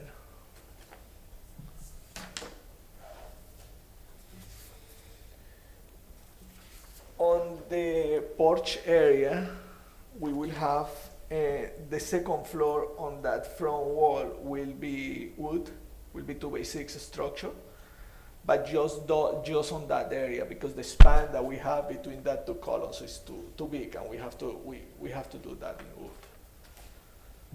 But the look of the house and the siding and everything will be exactly the same. Nobody will see that is a difference between the structure system of that.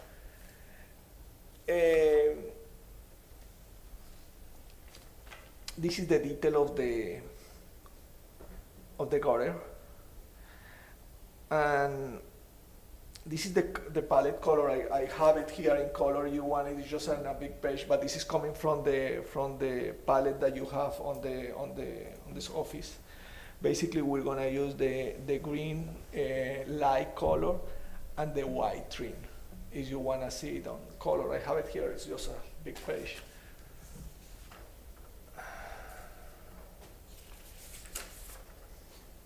This is the idea with the veneers that you see, how they will be attached to the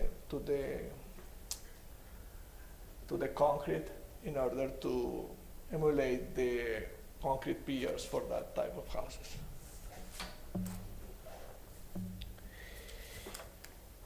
These are details for the seal, for the historic seal.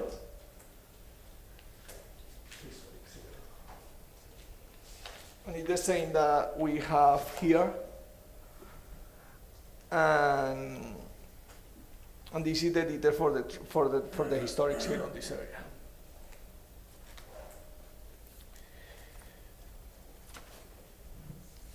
The window would be Marvin Ultima window. And this is the spreadsheet for that window.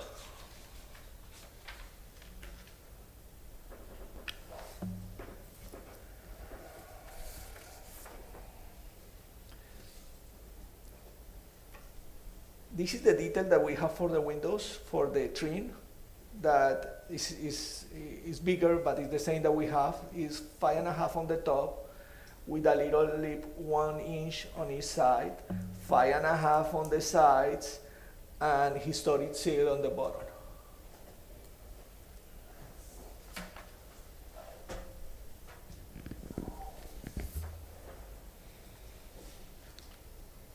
This is the siding that we're gonna use for the house with the hardy plank. The main siding will be 7.25 inches with 6 inches exposure, and for the skirtboard will be 12 inches. And this will be the doors. We have the specs for the doors also.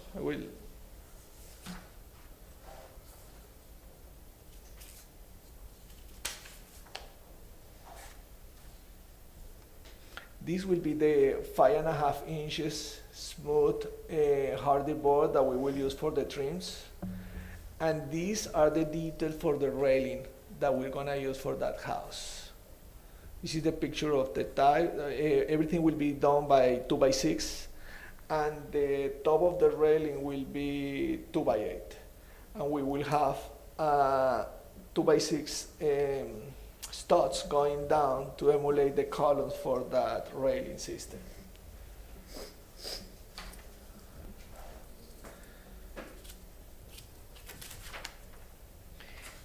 These are typical houses of that area. I just try to show you when I get more of the detail that we are using as the columns, as the trim on the columns, as the trim on the top of the columns, as the welcome wall, as the half wall, the 2-story house that is on that area, the gables, the vents, and the 2-story house, and the trims for the windows.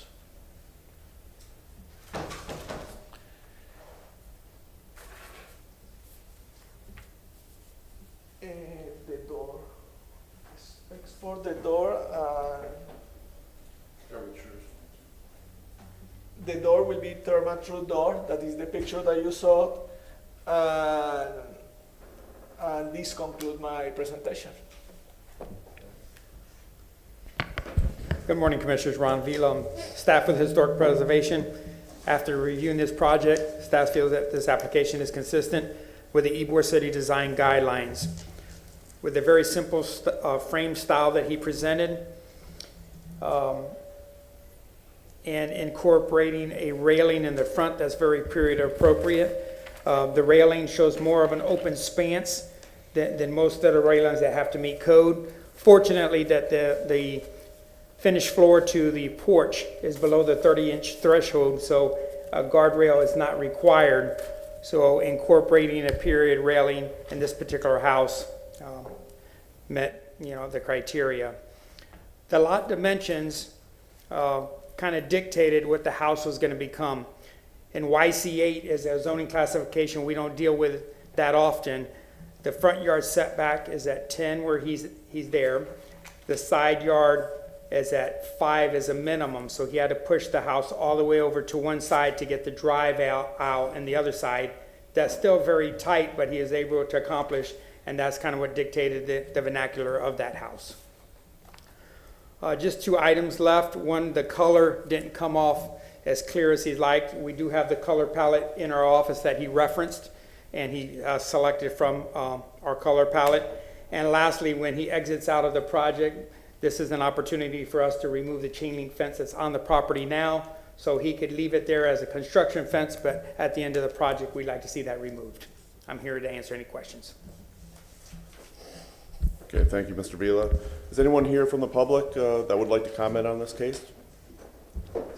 Seeing none, the commissioners will now ask questions of the applicant, starting on my right with Mr. Shalatz. Oh, thank you. Thank you for a very, very concise and detailed presentation. Just one question. How wide are the eaves on the side and the front of the house? The overhangs, I mean, the overhangs. All the overhangs are 1 foot 4 inches.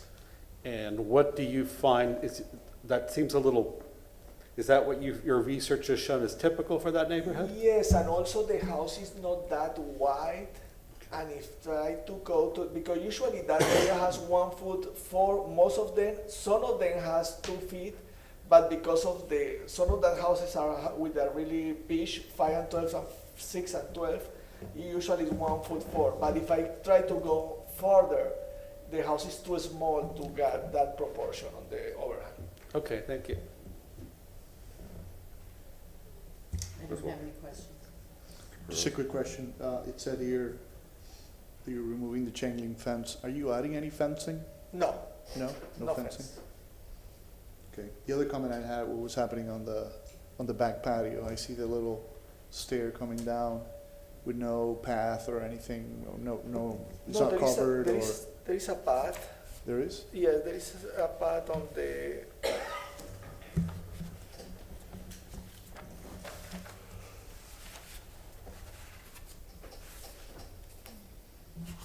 I mean, a path to go to the. I put an easy pad on the back and the pad for the trash can For on the this AC. area.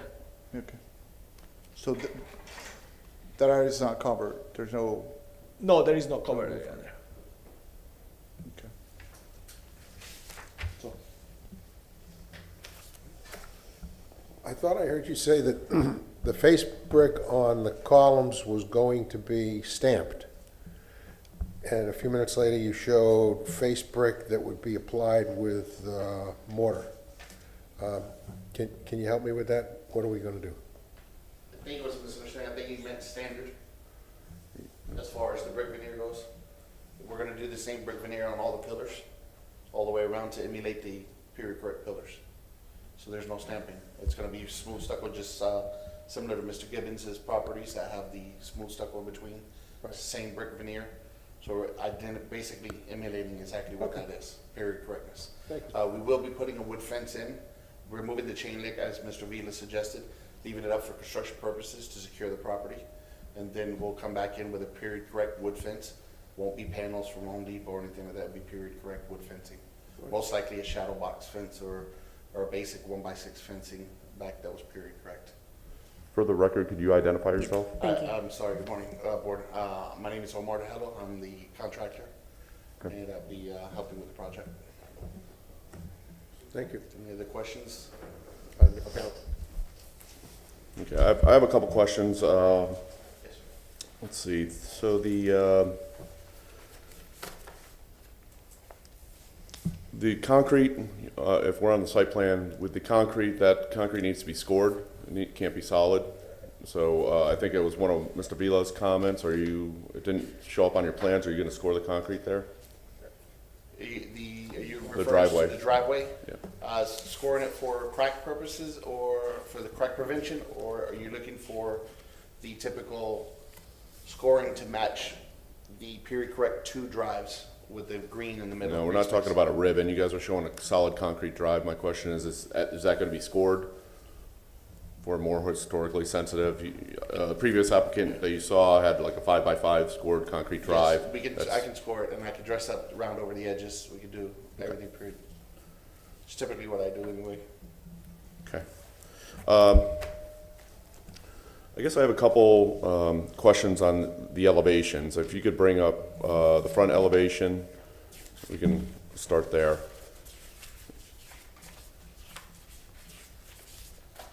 I know Mr. Vila had said, I'm going to continue talking while you're getting that up. Mr. Vila had said that the guardrails aren't required. This one doesn't look too bad, but I think they're too short, both on the rear entry and the front entry. You called them out as about 2 feet tall. I think code would require 36. Proportionally, that doesn't look bad, but on the rear elevation, it looks really short and squatty. So I think you're going to need to make those bigger. It's 2 foot 4 inches to the top, 28 inches, and based on the height, the elevation of the porch, I don't need guardrails per codes. So for period correctness, we added these in to give you the original visual of what would have been built at that time. Do you have the rear elevation? Yes, sir. Up? That one, I mean, proportionally, and then code-wise, I think is going to be another issue, because I think, even though it's not required, I think you're still going to want them to be a little bit higher. I can make them higher. We were just going based upon recommendation of Mr. Vila. Right. Is that period appropriate, 2 foot 4? But like, you look at this back one, it looks like it's 2 feet high. It's 2 foot 4 to the top. Yes, You're from 28 the inches. grade is 2 feet 4, and according with some of the recommendation that we received, that handrail was used more for seating purpose than for Seating railing. rail, For purpose of railing, is more seating area. And a lot of that houses has that railing really low. It's not a standard railing. And it's not required. We don't even have to have guardrails on that high. Right. And period correct, a lot of them have galvanized piping, 3/4 galvanized pipe with a flange screw down. Some of the older homes. Okay. And then when we're looking at our window sills, they look small compared to the other. You have 5.5 inch trim on the top and sides, but then a 2 inch sill on the bottom. You want to talk about that a little bit more? It's the same dimension typical sills that you have. I don't know if you can see a cross cut here. This is your nominal. Here's the dimensions of the front here, 2 1/4 by 2. Comes it's a hardy trim section. Your window will be recessed in with that sill there. Now a skirt can be added, but it's not consistent with other windows and other projects in the neighborhood. Okay. So this is more period correct. Okay, and let's go to the front elevation. And you can have a section of the front porch ready to, we'll move on to that. I think the second floor is really heavy here. Basically, when that comes down, you can see where your second floor framing is from the second floor down to the ceiling plan. Okay, so I think it's 2 feet. It's not very clear on this, but I think I remember it being at 2 feet. And then you drop down another 2 From here to courses. here?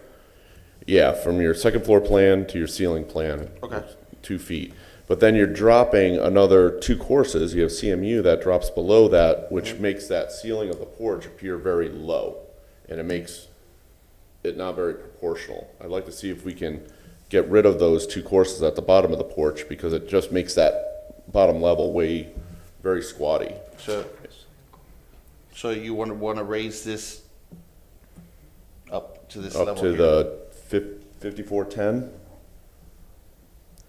You mean raise the column or raise the beam?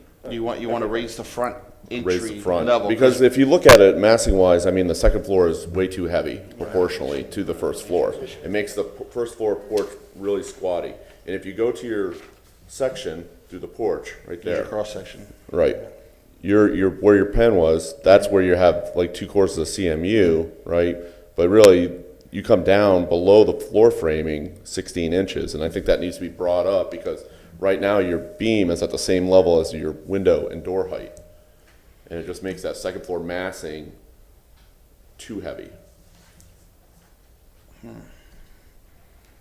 because we have to have the lintel.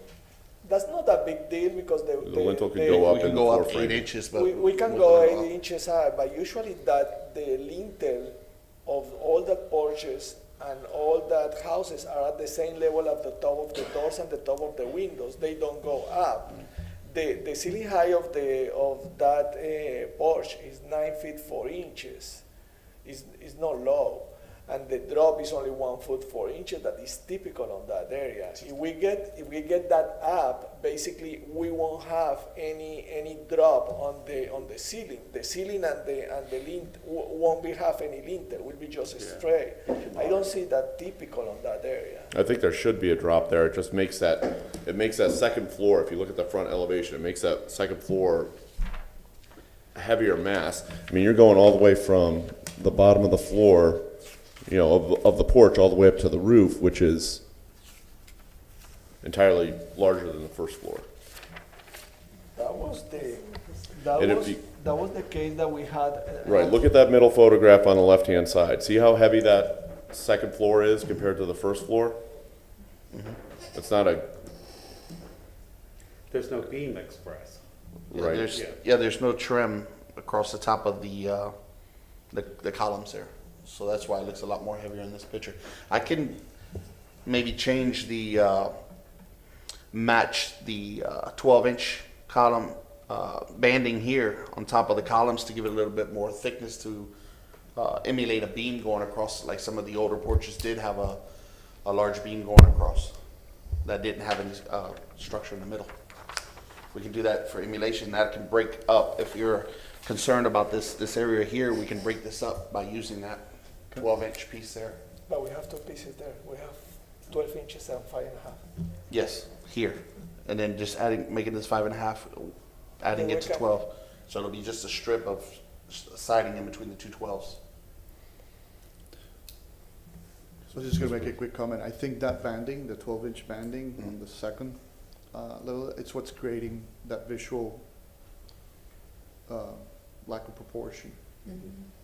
I think if you got rid of it or brought it down to the edge of the porch where the beam is, I think that would help with the proportions. But it's on the side of the house too. We would have to I drop mean- it down the side too. Either drop it down the side or eliminate it off the sides. Then you end up with a wall of straight. Can you show the side elevation? I can. Yeah.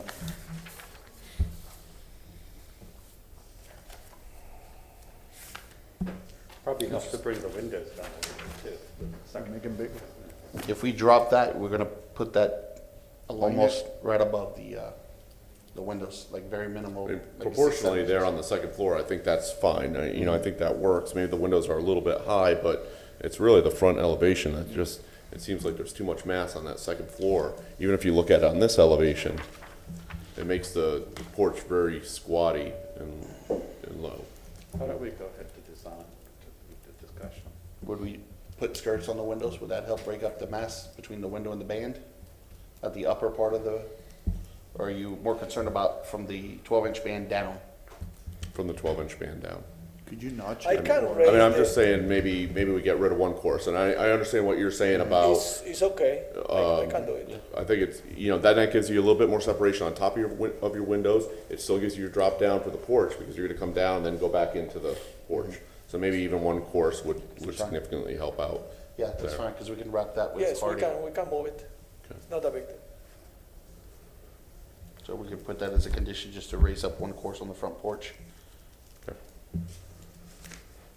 And I'm okay with the other things, so, okay, let's, we'll continue moving on. I don't have anyone else have any questions for the applicant? You have a few minutes for summary or, any rebuttal to anything, but I think you've kind of agreed to do that. Move that up 8 inches. Absolutely. And, I think, I'd like you to work with staff on the guardrail height. I think it's a little bit too low and squatty, but, if there's a historic precedent for that, even though I know they're not required, but I think decoratively, proportionally, it needs to be a little bit higher. So you have a few minutes if you want to summarize anything? Okay, we're gonna go ahead and close the public hearing, and, commissioners, we can discuss the case, starting with Mr. Schiller on the right.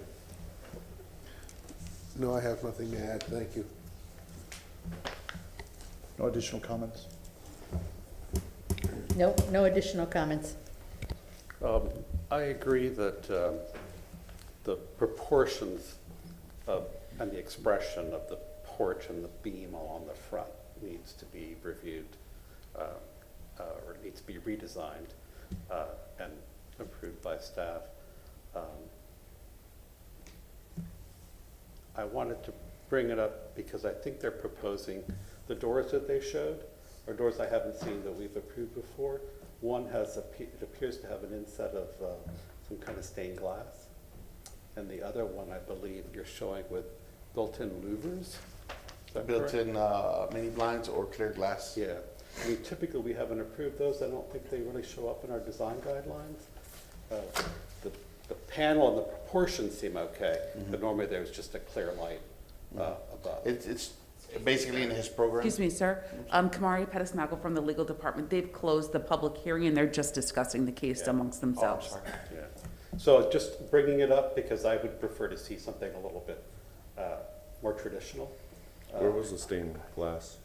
It was, they showed it when he showed the doors. There's For the front door? The front had a stained glass panel, and then the back showed louvers built in between the.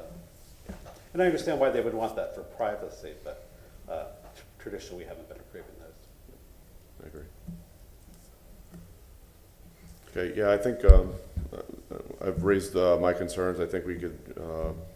I think it's a nice project. It'll be a nice addition to the area. I'm okay with the overhangs and the slopes, and they've covered that with the V-board, so they're doing the right things here. I think the material palette, work with staff to finalize that, and then raise that front porch up 8 inches to give a little bit more relief to the area. So we can go ahead and entertain a motion.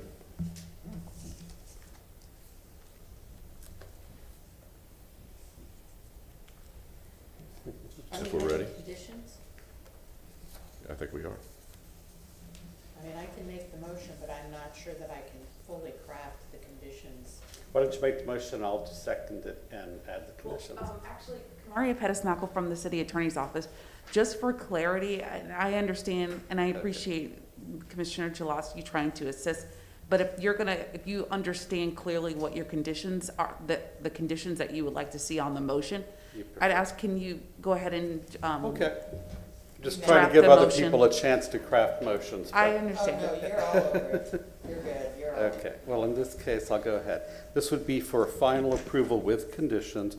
Move to grant a certificate of appropriateness for the drawings presented at this public hearing in BLC 21-131 for the property located at 2903 North 12th Street with the following conditions: that the applicant modified the design of the front porch, specifically the detail of the beam and the, what's the other top one called? The lintel, yeah, 8 inches, raise that front Yeah. beam up. Okay, modify the front porch header detail as discussed at the public hearing, that the applicant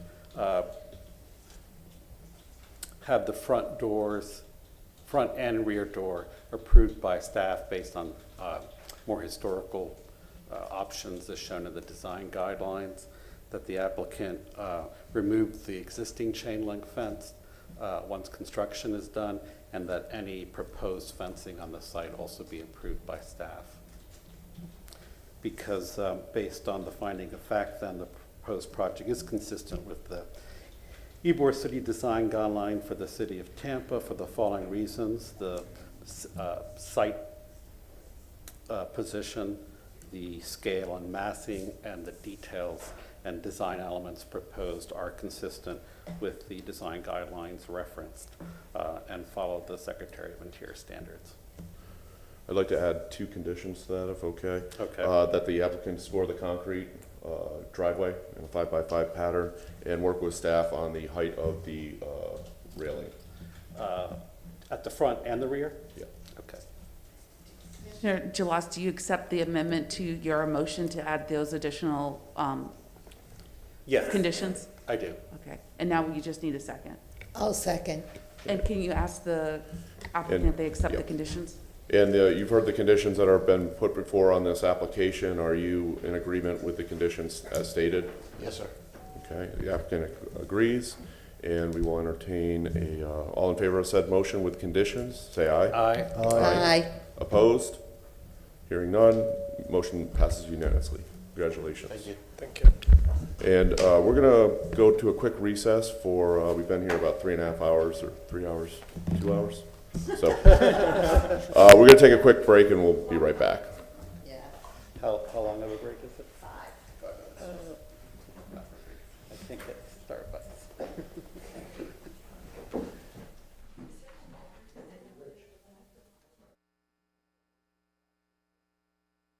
Baby, before I left that town,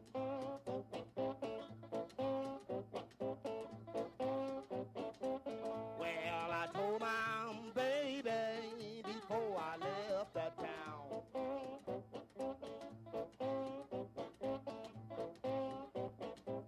Well, don't you let nobody tell my bell.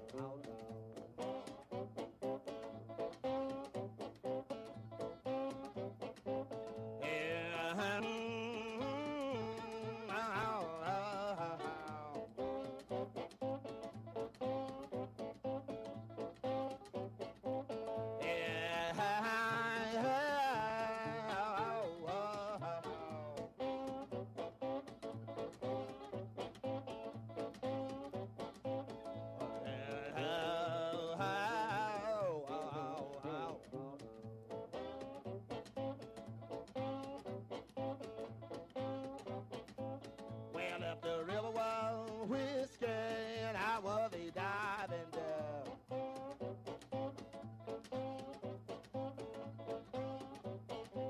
Well, if the river was whiskey and I was a diving dove.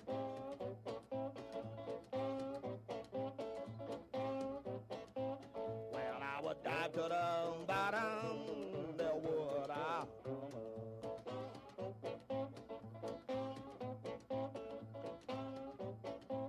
Well, I could have had a legion this very same day.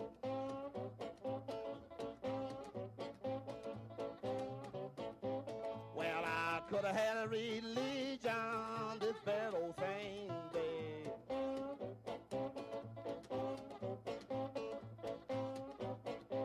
Well, now whiskey and women would not let me play.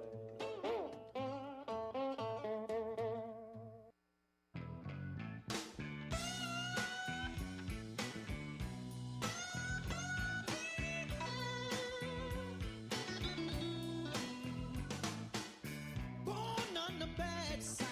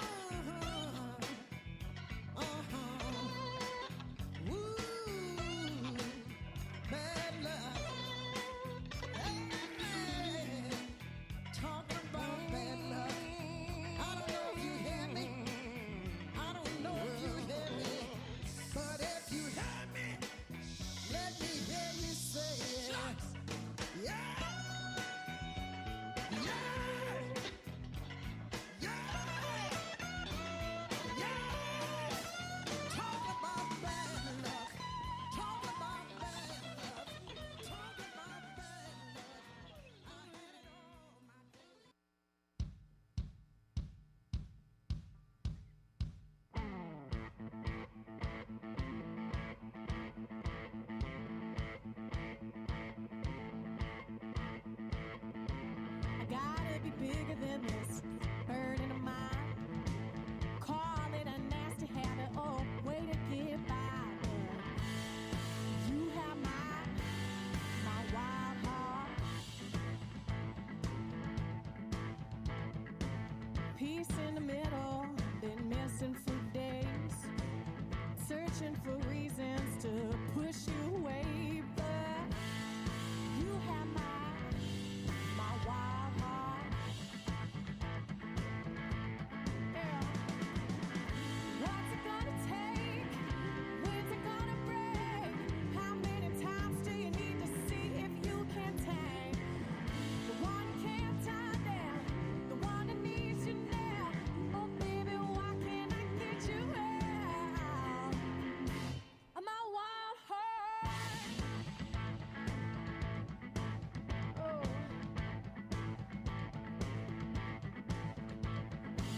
Starting fires, can't keep my nose clean. All these distractions, they keep me wandering.